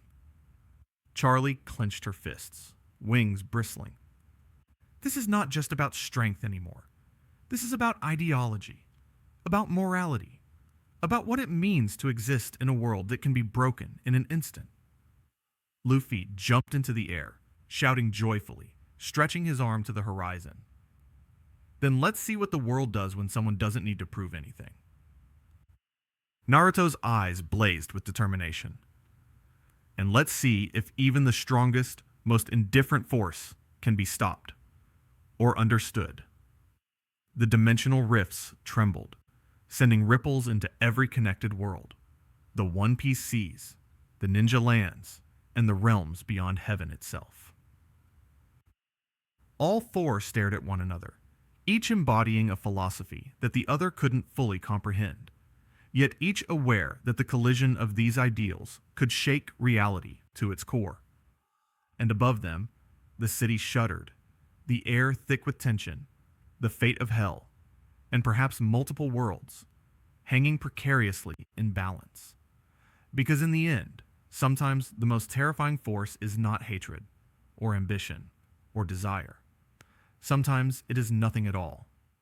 And the question remained, when ultimate power comes from having nothing to prove. Who or what bends first? Men or the world itself? Above the fractured skyline of hell, a sudden radiance blazed through the clouds, a light so pure and absolute that even the most jaded demons blinked in shock. The angels had arrived, not quietly, not with diplomacy, but as a tidal wave of judgment and authority. At the helm, Adam, leader of the Angelic Council, hovered on wings of blinding white, eyes fixed firmly on Saitama. We cannot allow this anomaly to persist, he declared. It is not of this order, nor of the divine. It is a corruption of existence itself. Charlie's eyes widened, heart pounding. Wait, stop. He's not here to attack. He's just moving. But her protest was drowned out by the roar of divine power. Beams of radiant energy lanced down from the heavens, hammering into the streets and tearing through fractured buildings. The ground trembled under the shockwaves, and hell's denizens scrambled in terror. Low-tier demons screamed as statues collapsed, streets ruptured, and rivers of brimstone boiled in response. Saitama, still standing casually in the center, tilted his head at the spectacle. That's bright. Are they mad or something? He yawned, utterly unshaken. I don't really care either way. The first beam of angelic judgment struck him, a concentrated strike meant to obliterate reality itself. But as it neared, Saitama simply shifted his weight, sidestepping with the faintest tilt of his shoulder. The beam struck the street behind him, obliterating a city block with a deafening roar, leaving nothing but rubble and fire. Charlie's wings flared in panic. This is escalating. Heaven doesn't understand him. They think he's a threat, but it's a misunderstanding. From the shadows, Luffy leapt high, rubber arm extended, slamming into an incoming angelic strike to redirect it harmlessly into the air. Hey, chill out! He's not even mad! You're just making trouble! Naruto's figure shimmered through the dimensional seal, chakra flaring wildly. This isn't just about Saitama anymore, he shouted. Heaven is attacking indiscriminately. If we don't respond, countless innocents, demons, humans, anyone caught in the crossfire will die. Sasuke's eyes glowed faintly, the Rinnegan scanning the battlefield. Temporary alliances, he muttered grimly. Necessary. This isn't about ideologies right now. It's survival. The combined might of Hell's overlords, Luffy's pirate strength, and the shinobi's chakra met the angelic onslaught in an uneasy truce. Fire, ice, shadow, and spectral energy clashed against divine beams, shattering streets, twisting reality, and sending tremors across dimensions. The city seemed to convulse as the laws of multiple worlds collided. Alistor floated higher, his grin sharp, voice crackling with static. How deliciously ironic, he mused. Heaven has united every possible adversary against itself. And for what? A man who doesn't even seek power? A being with no cause, no hatred, no ambition. Charlie's face paled as she looked at the devastation. We're not just fighting angels. We're standing between two forces neither fully comprehends. If Saitama moves seriously, and heaven doesn't stop, this entire realm could be wiped clean. Saitama yawned again, glancing at a crumbling skyscraper. I guess they don't like me. That's fine. I'll step aside. He took a casual step, and the tremor from his movement caused yet another street to buckle and collapse. The angels faltered momentarily, stunned by the indifference behind such raw, destructive force. Luffy laughed, bouncing in the chaos. This is crazy. I love it. Naruto clenched his fists, eyes burning with determination. We have to contain this, or the entire multiverse pays the price. Not just Hell, not just Saitama. Everything connected to him is at risk. Meanwhile, Adam's eyes burned with righteous fury. We cannot risk inaction. If this being is allowed to roam unchecked, the balance of all worlds is imperiled. Strike with full judgment. The heavens pulsed as angelic forces surged forward in synchronized attack, lightning, fire, and pure divine energy converging like a spear aimed at the center of reality. But Saitama merely looked up, yawning, unbothered by the display of judgment meant to erase him. Charlie's voice was barely audible over the chaos. Oh no, they've done it. They've united every world against themselves. They've made the worst mistake heaven could ever make. Alistor's static buzzed, sharp and electric. Fools, he muttered. When every faction moves in fear, blinded by judgment, even the smallest misstep becomes catastrophic. And yet, the one they fear the most doesn't even notice. As the angels surged, the boundaries of reality itself began to stretch and twist, sending ripples across hell, the One Piece seas, and the shinobi world. Luffy and Naruto braced themselves. Even the Overlords, accustomed to centuries of chaos, felt the weight of something far beyond ordinary destruction. Saitama scratched his head. Is this really necessary? Everyone's shouting a lot. Charlie's eyes widened, terror and realization converging. If they don't stop, if heaven doesn't pull back, this is no longer just a fight. This is a collapse waiting to happen. They've just turned every world into a battlefield. And for what? For someone who doesn't even fight back. And above the chaos, the question hung in the air, unanswerable, yet unavoidable. What happens when heaven strikes first, and the universe itself becomes the battlefield? The tremor from Saitama's simple step traveled like a heartbeat through every connected dimension, leaving every soul, angelic, demonic, pirate, and shinobi alike, breathless, waiting for the moment the world would finally bend, or break. The chaos of hell had reached a crescendo. Buildings once proud and jagged now leaned like shattered teeth.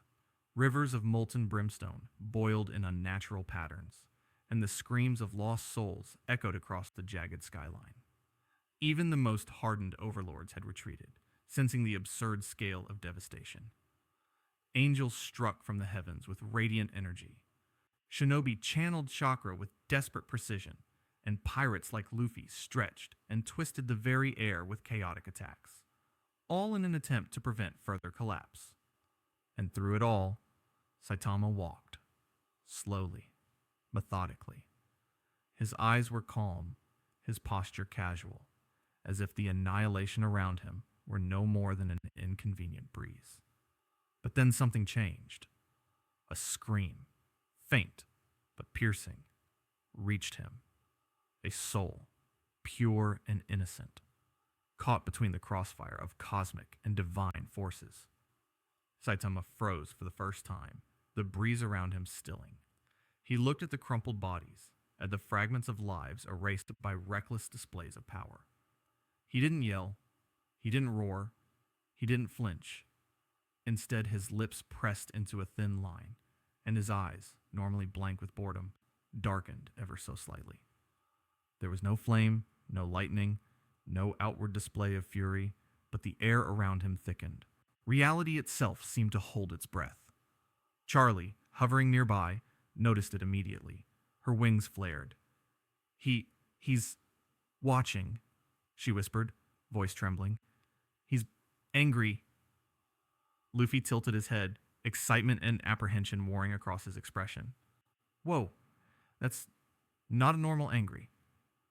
Naruto, observing through the dimensional seal, felt a chill race down his spine.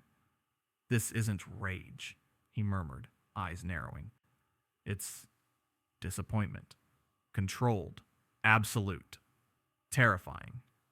Even Alistor's static buzzed erratically, high-pitched and dissonant, as if his very perception of control was fraying. Fascinating, he muttered. I've felt anger. I've felt hatred. I've felt chaos. But never this. Never such quiet terror contained within a man who does not even wish to act. The ground shuddered as Saitama lifted a single hand, pointing casually at the epicenter of destruction where angelic beams had intersected with hell's architecture. A soft motion, almost lazy, yet the effects were immediate. The remnants of a street buckled and twisted, not with explosive force, but with inevitable, inescapable pressure. One by one, cracks spiderwebbed across the surviving structures, bending them like paper. A lesser demon tried to sneak forward, thinking perhaps his mischief could continue unnoticed. He vanished instantly, not with a scream or a flash, but as if existence itself politely removed him from consideration. The quiet finality sent shockwaves through the assembled forces. Charlie's heart raced. It's not loud, but everything it touches stops existing. Luffy laughed nervously, bouncing on his heels. So, this is like serious? Naruto clenched his fists, chakra spiraling around him, tense and alert. It doesn't need to attack, he said softly. The weight of his displeasure is enough to destroy the world. That's what makes it worse than rage.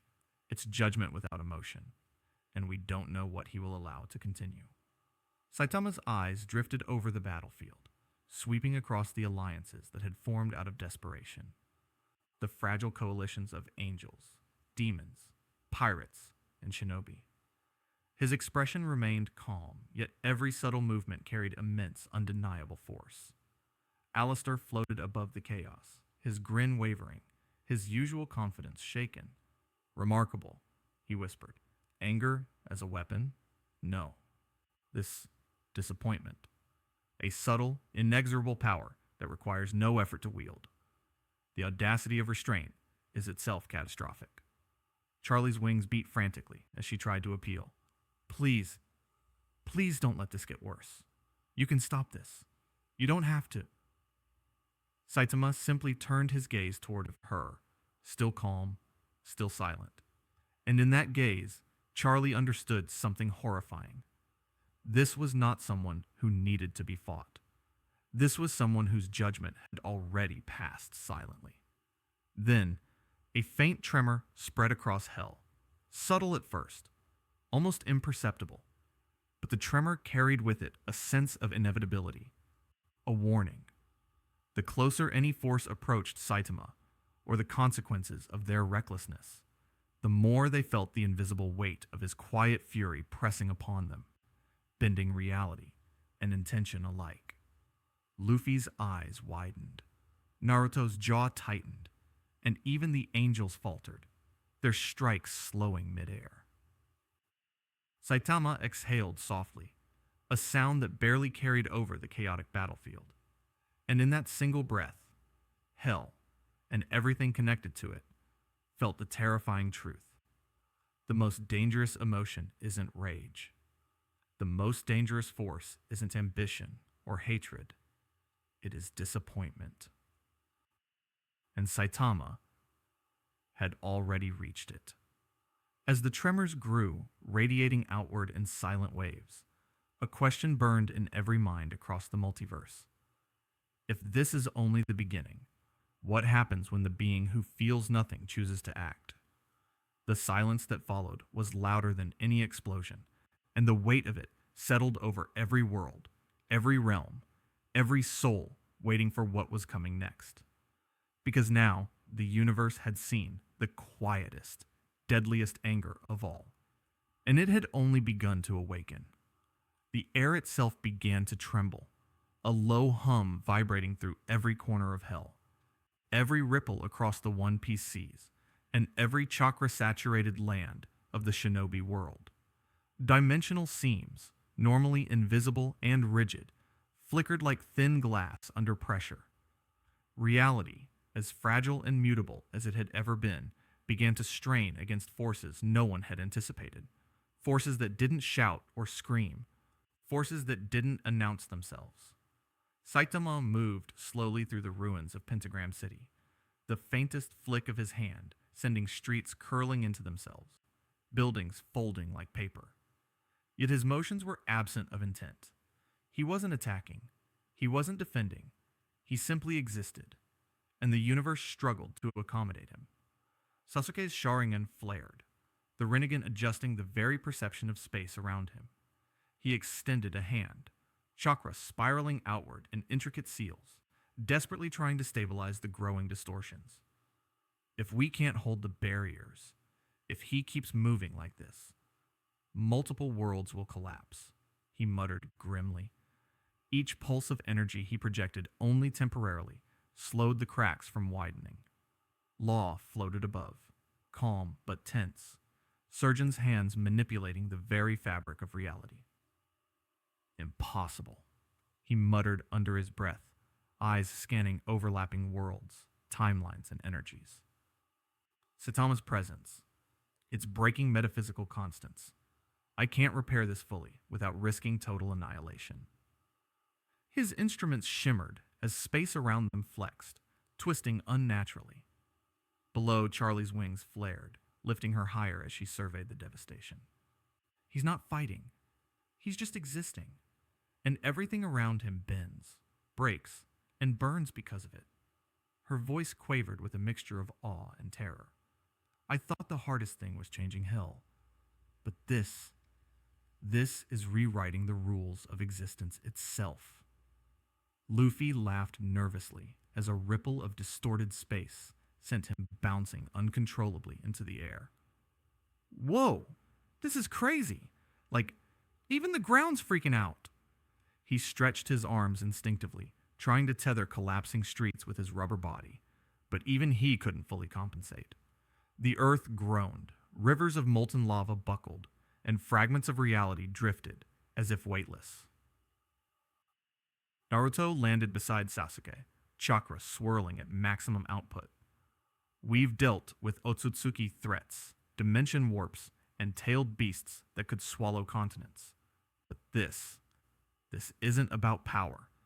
This is about existence, bending to one person who doesn't even care to control it. His fists glowed, sealing cracks temporarily with a surge of combined chakra, but each seal cracked again moments later. Alistor hovered above the chaos, static buzzing violently. How deliciously ironic, he whispered to himself. I have twisted reality countless times, ensnared souls, bent wills, and yet here stands a man who doesn't even notice me. The very fabric of existence fractures merely to make room for his presence. Below, the Overlords attempted rituals, contracts, and chains of soul law, arcane attempts to cage or bind the threat. But each effort dissolved instantly, unraveling as if existence itself refused to acknowledge them. The city's structures warped, bridges bent into impossible arcs, and staircases spiraled into voids that led nowhere. Charlie's heart raced as she looked to Saitama, whose posture remained casual. He's not malicious. but the consequences of his existence are catastrophic. He doesn't even notice the destruction. Saitama yawned, stretching slightly. The ground feels weird. That's all. The angels above faltered, their beams failing to maintain coherence in the warping environment. Adam's face twisted into alarm, realizing that even heaven's most concentrated attacks were being refracted, diffused, or nullified by the dimensional strain. "Contain him," he shouted. "Every world must act in unison." But the very unison faltered, the air bending, light fracturing, energy misaligning. The seas roared, mountains cracked, the skies shimmered with impossible auroras. Even the shinobi world's dimensional seals quivered as if reality itself were gasping for breath. Charlie's eyes widened, wings fluttering frantically. If we don't figure this out, if Saitama keeps moving, even casually, it won't matter who wins or loses. Everything will collapse. Luffy grinned despite the terror in his surroundings. That sounds super fun. But even he couldn't hide the edge of worry creeping into his voice. Sasuke's hand tightened, chakra seals glowing bright. We're patching holes in a universe that refuses to be fixed, and that's terrifying. There's no enemy to strike, no villain to stop, only the inevitability of collapse. Law's hands moved frantically, trying to stabilize cracks like a surgeon patching a rupturing organ. This isn't combat, it's triage for reality itself, and even I might be too late. Saitama walked past, completely unaware of the cosmic storm trailing him like a shadow of broken laws. One step, and a tear opened in space itself, stretching worlds, bending timelines, fracturing cause and effect. Charlie's voice quivered as she whispered to no one in particular, the weight of inevitability pressing down on her. If reality breaks, there will be no one left to debate morality, bonds, freedom, or even existence itself, and we may already be too late. A faint ripple of nothingness spread outward from Saitama, quiet, almost imperceptible, but carrying the inevitability of total collapse. Every observer, angel, demon, pirate, shinobi, felt it. A calm, silent warning from the anomaly who didn't seek power, didn't crave dominion, and didn't even notice he was reshaping the multiverse. And in the distance, through twisting rifts and bending skies, one question echoed louder than all the chaos. If this continues, and Saitama walks casually through reality, what will survive it all? The tremor of impending collapse was no longer subtle. It was inevitable. The battlefield of hell had quieted, but only superficially. The rivers of molten brimstone still churned, buildings leaned at impossible angles, and the skies flickered with tears in reality itself. The cosmic, dimensional, and moral chaos had reached a pause, not because it had ended, but because it waited for one choice: Saitama's. He stood in the middle of the devastation, arms folded loosely, expression unchanged. Around him, the remnants of the battle. Angels hovering cautiously, overlords regrouping, pirates bouncing anxiously, and shinobi bracing their senses. Waited. Even time seemed hesitant, suspended as if holding its breath. Charlie floated forward, wings trembling, eyes brimming with tears. "Please, you can leave," she implored, voice quivering. "You don't have to do anything more. Go back to your world. Go home. But don't destroy more than you already have."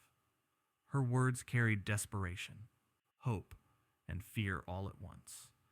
Even you don't deserve this burden of being feared by every world. Naruto stepped beside her, chakra forming a protective barrier that hummed with quiet energy. His gaze was steady but intense. "Saitama," he said firmly, "you don't have to be a threat to anyone. But if you stay, we need to know your intentions. Don't let innocents suffer just because you don't care. Even if it's not your fight, your presence makes it one. Luffy, meanwhile, floated above the fractured streets, arms stretched, grin wide and undaunted. Hey, hey! Don't just leave or fight or anything boring like that. You're crazy strong. You could have fun. Live however you want. That's the coolest thing. His voice carried the reckless energy of someone who'd never known limits, challenging Saitama's stillness with raw enthusiasm. Saitama's eyes flicked between them, Charlie pleading, Naruto reasoning, Luffy daring. He sighed softly, a sound almost drowned by the creaking of twisted buildings and the low hum of reality straining. I didn't come here for this, he muttered quietly, his voice almost lost in the void. I didn't ask for any of it. I don't even want to fight. I just ended up here. Charlie stepped closer, trembling. But your power, if you just leave, all these worlds will be unstable. They could collapse. We can't survive another wave of whatever this is. Saitama tilted his head, looking up at the fractured sky. I don't even feel like I'm part of it. If I leave, nothing changes for me. If I fight, well, nothing changes either. It's all the same. Naruto's voice hardened. That's exactly why your choice matters. Power like yours isn't about proving anything to yourself. It shapes the universe, whether you intend it or not. Don't let it just drift and tear everything apart. Alastor hovered silently, static buzzing with tension, watching the interaction unfold like a predator analyzing prey and predator alike. Even he didn't fully understand the weight of the decision, nor the invisible force pressing through Saitama's calm demeanor. Luffy laughed and dropped beside him, leaning on Saitama's shoulder with that careless confidence of someone unafraid of consequences. You could do anything, but do it for you.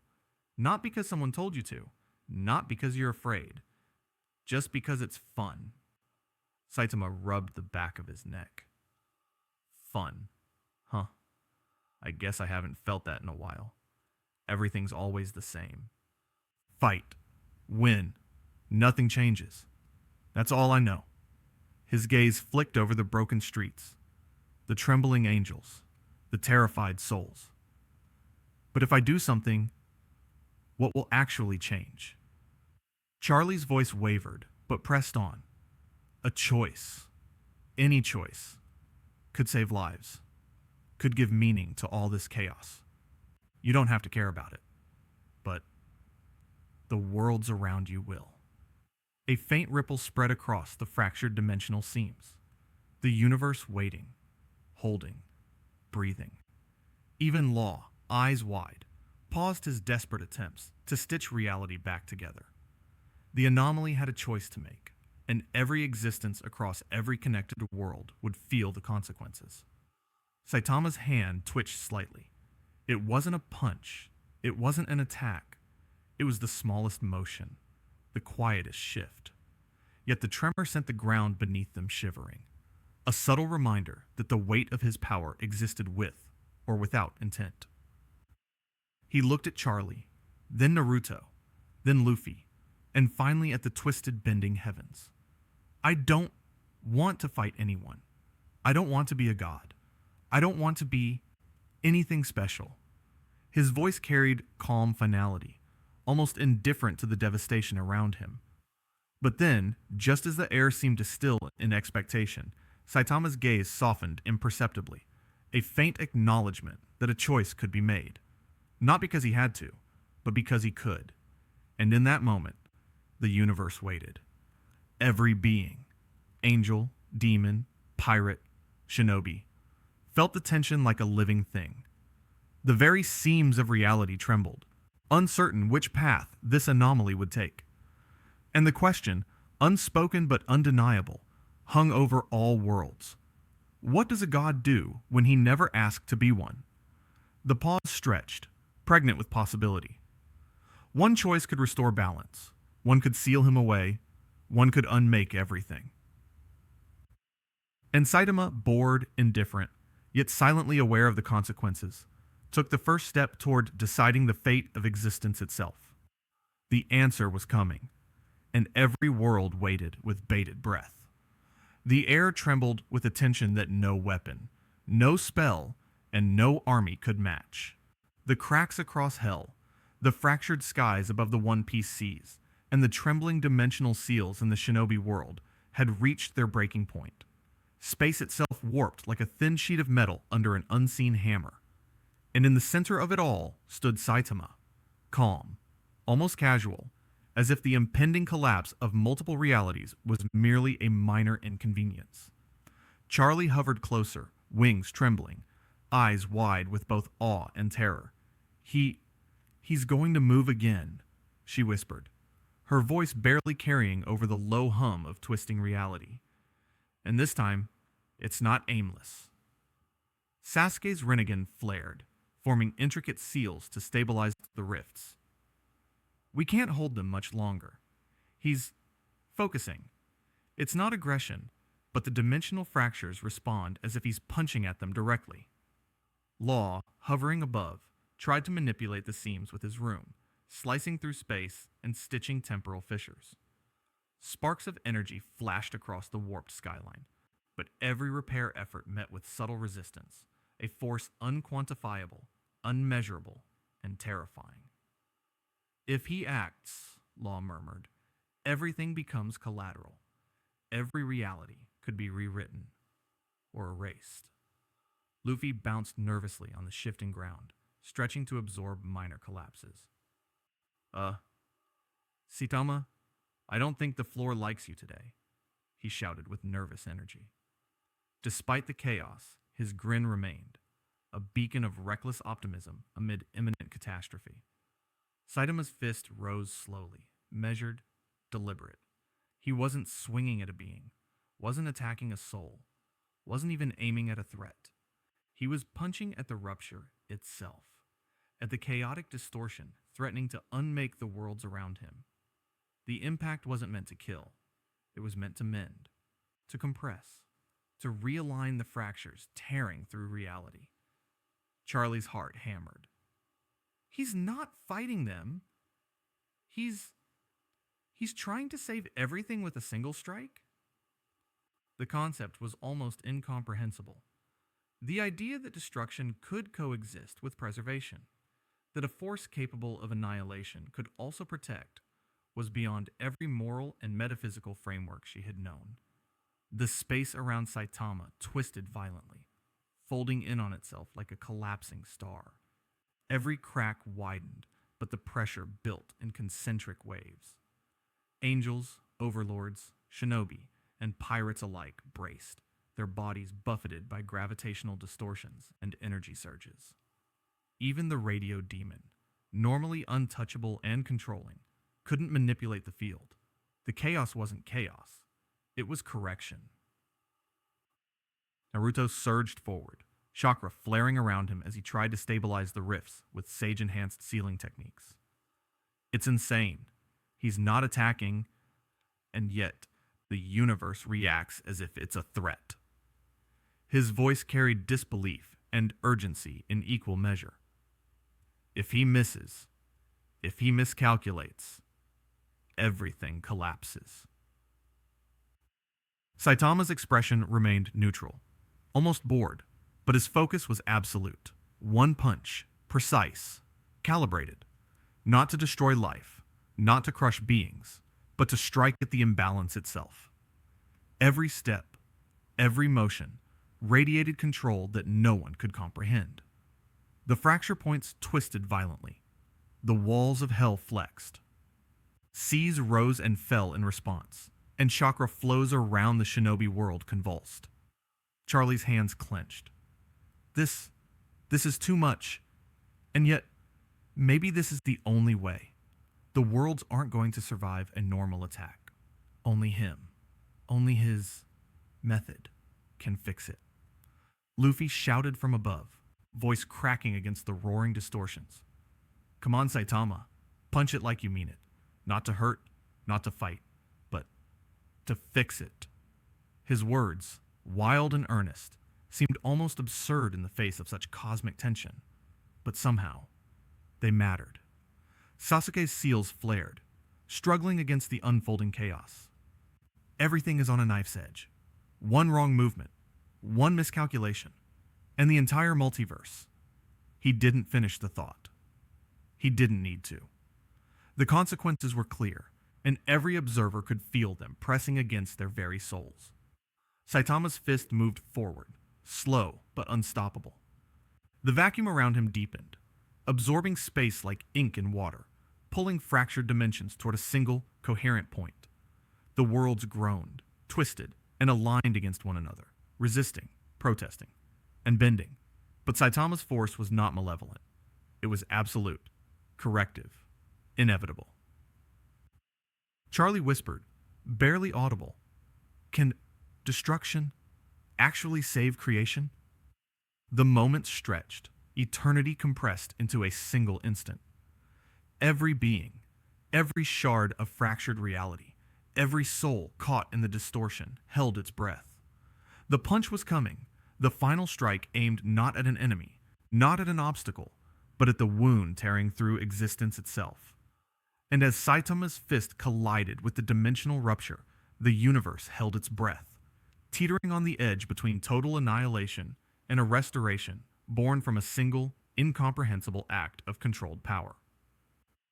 For a heartbeat, there was silence. And then, the ripples of consequence began to spread. Would the worlds bend back into harmony? Or would everything collapse under the weight of the ultimate punch? The answer was hanging on a knife edge, waiting for the next moment to reveal itself. The air was heavy, yet calm. The violent echoes of collapsing skies and folding dimensions had faded, leaving a strange, almost sacred quiet over Hazbin Hotel's hell. Smoke still curled from fractured streets. Molten rivers glimmered softly in the dim light, and the charred remains of buildings leaned precariously, their edges sharp reminders of the chaos that had passed. For the first time in centuries, the denizens of hell could hear the silence, a silence that spoke louder than any scream. Charlie floated above the cracked streets, wings trembling as she looked around at what had survived. "It's quiet," she whispered, her voice filled with awe and disbelief. Her mind raced, retracing every moment, every decision, every flick of Saitama's hand that had reshaped the foundations of reality. We lived. And yet, she paused, swallowing hard. Nothing will ever be the same. Alistor, normally composed and ever the predator in his realm, paced slowly, the static of his presence almost subdued. His usual smirk was absent, replaced by an unreadable expression. The radio demon had witnessed battles, carnage, and chaos, but Saitama's intervention had been different. No bloodlust, no malice, no ego, just a singular, quiet force correcting what had been broken. Alastor's laughter, when it returned, was softer, almost hesitant. Even he had learned something that transcended power. Naruto stood on a fractured rooftop, his cloak fluttering in the unnatural winds that still whispered across the city. His eyes, still alert with chakra, scanned the horizon. "Restraint," he muttered, almost to himself. "True strength isn't just power. It's knowing when not to use it. To save, even when destruction would be easier. To act without wanting credit. To care, without feeling compelled." The weight of Saitama's actions pressed on him, reshaping his understanding of what it meant to protect and lead. Luffy, ever the embodiment of carefree strength, landed clumsily on the ground, brushing ash from his shoulders. He grinned, wide and wild, his laughter breaking the solemnity for a moment. "Whoa, that was kind of cool. Not because he's strong, because he didn't care about being strong. He just fixed stuff. Without a fight. That's insane." Even his lighthearted observation carried profound weight. Power without ego, without competition, without the need to prove oneself, could shape worlds in ways swords, jutsu, or devil fruits could never replicate. Charlie's gaze turned inward, reflecting on the souls of hell. Redemption isn't just about saving others, she murmured. Sometimes, it's about seeing a way to survive without anyone forcing it. Even when destruction seems inevitable, hope can still exist. Even here. She looked up at the fissured sky, now settling into calm purples and crimson hues. Even the worst of us can endure. And maybe that's the lesson he left behind. The Overlords had retreated to their strongholds, cautious and contemplative. Their alliances, however temporary, had endured a force that could erase existence with casual indifference. For the first time, Hell's rulers faced something they could neither dominate nor destroy, a power beyond hierarchy, politics, or malice. Some whispered of respect, others of fear, but all knew the balance of their world had shifted. In the distance, the faint outlines of heaven receded, their golden light pulling back. Even the angels, embodiments of absolute order, had understood a lesson that was not theirs to teach. Sometimes, the greatest intervention comes not from judgment or violence, but from a quiet hand that does what must be done without claim, without ceremony, and without emotion. The dimensional rifts stabilized, the voids sealed, and the worlds that had trembled felt whole again. One Piece seas calmed, Void Century relics rested, and shinobi sensed the chakra of their world returning to its natural flow. It was a fragile peace, earned in a way that no battle could replicate.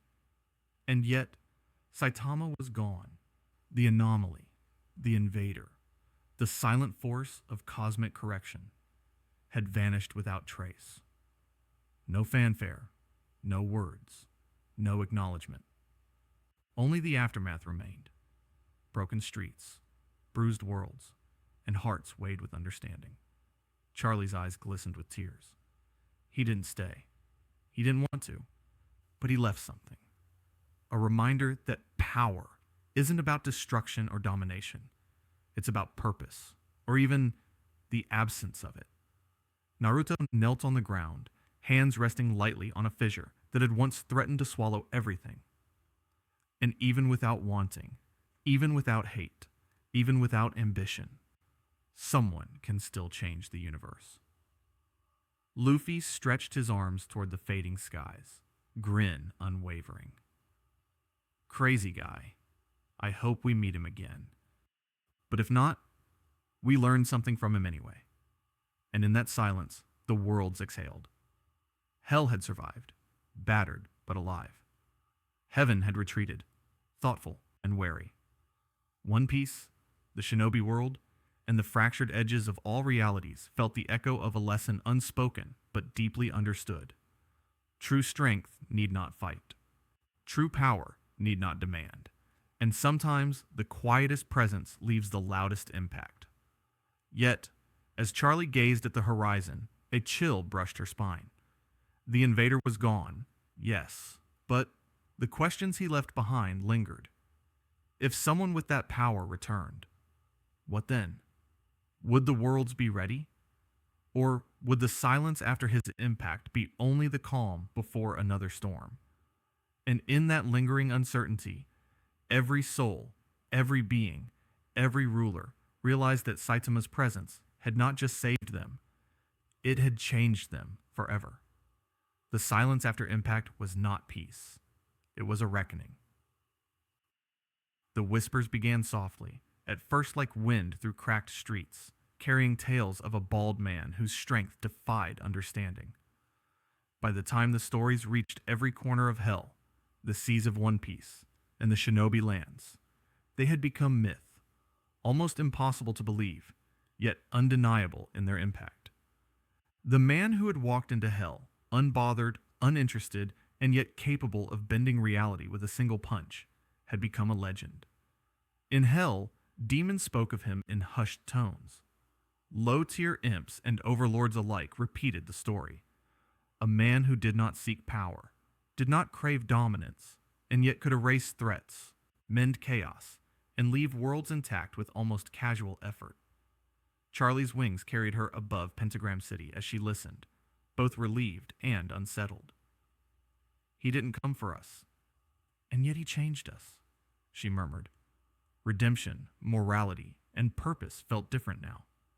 Reshaped by someone who had acted without any of those motivations, yet left a mark deeper than any sermon or decree. Alistor, the radio demon, paced slowly in his lair, static humming faintly around him. For the first time in centuries, he had faced a force he could not read, could not manipulate, and could not dominate. Even his meticulous plans for power and chaos seemed small and arbitrary in comparison. Fascinating, he said, his voice quiet, almost thoughtful. A creature beyond appetite, beyond malice, and yet perfectly terrifying in his simplicity. Across the seas, Shanks felt a presence that had brushed the world like a ripple in water. He knew that the tales spreading among pirates, marines, and the Yonko were not exaggeration. This was no devil fruit, no ancient weapon, no legendary hockey. It was something else entirely. A man who ignored the rules, yet broke every system through sheer disregard. Somebody like that, Shanks muttered, tightening his grip on his hat. He's not bound to the seas, or anyone's laws, and that is frightening. In the shinobi lands, Naruto's eyes followed the horizon, where chakra flows had long settled after the multidimensional chaos. The elders and Hokage Council debated the implications. Power without desire, without hatred, without bonds. Even the most disciplined shinobi could scarcely comprehend it. He didn't hate. He didn't fight for glory. And yet, every world trembled for him, Naruto said, a hint of awe and unease in his voice. Imagine what that means for anyone who believes strength comes only from struggle, vengeance, or ambition. Even Luffy, perched atop a cliff with the wind tugging at his straw hat, laughed softly. He's crazy, but not in the normal way, he said, shaking his head. He's not out to beat anyone, not out to take anything, and yet, somehow, he's the strongest. That's wild. The idea that true strength could exist without rivalry, without goals, without the need to prove oneself, challenged everything Luffy had ever believed about freedom and fighting. The legends spread like wildfire. In Hell, the Overlords no longer argued over petty territories. They pondered strategy, humility, and what it truly meant to govern. In the seas, pirates whispered of a man who could destroy storms with a gesture, yet remain unconcerned by fame or treasure. In the shinobi world, even the most ambitious ninja questioned what purpose power should truly serve. Philosophies, hierarchies, and rules across worlds quietly shifted, almost imperceptibly, yet irreversibly.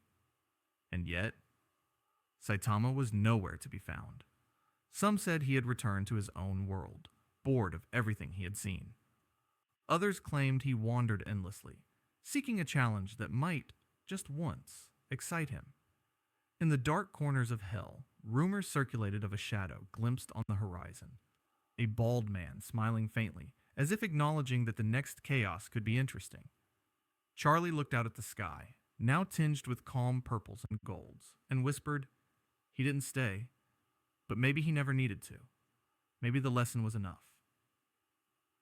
Alastor's radio crackled faintly, a subtle distortion in the air, as if the world itself remembered him. Legends, he murmured, are not about those who seek them. They are about those who act, and ignore them all. The seas whispered, the shinobi lands hummed, and Hell itself seemed to pulse gently. A world changed not by conquest or fear, but by the quiet actions of someone who cared for nothing, and nothing needed to care for him. And then, in the stillness, a question lingered, unanswered, unspoken, yet undeniable. If the man who doesn't care ever returns, what world could possibly be ready? What challenge could finally matter to someone who bends existence without effort? The legends continued, carrying across dimensions, echoing through reality itself. The man who didn't care had vanished. But in every whispered tale, every cautious reflection, every altered philosophy, his presence endured.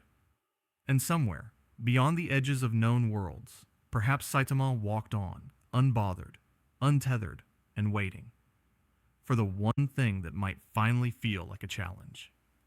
The myth was born, and the universe would never forget him.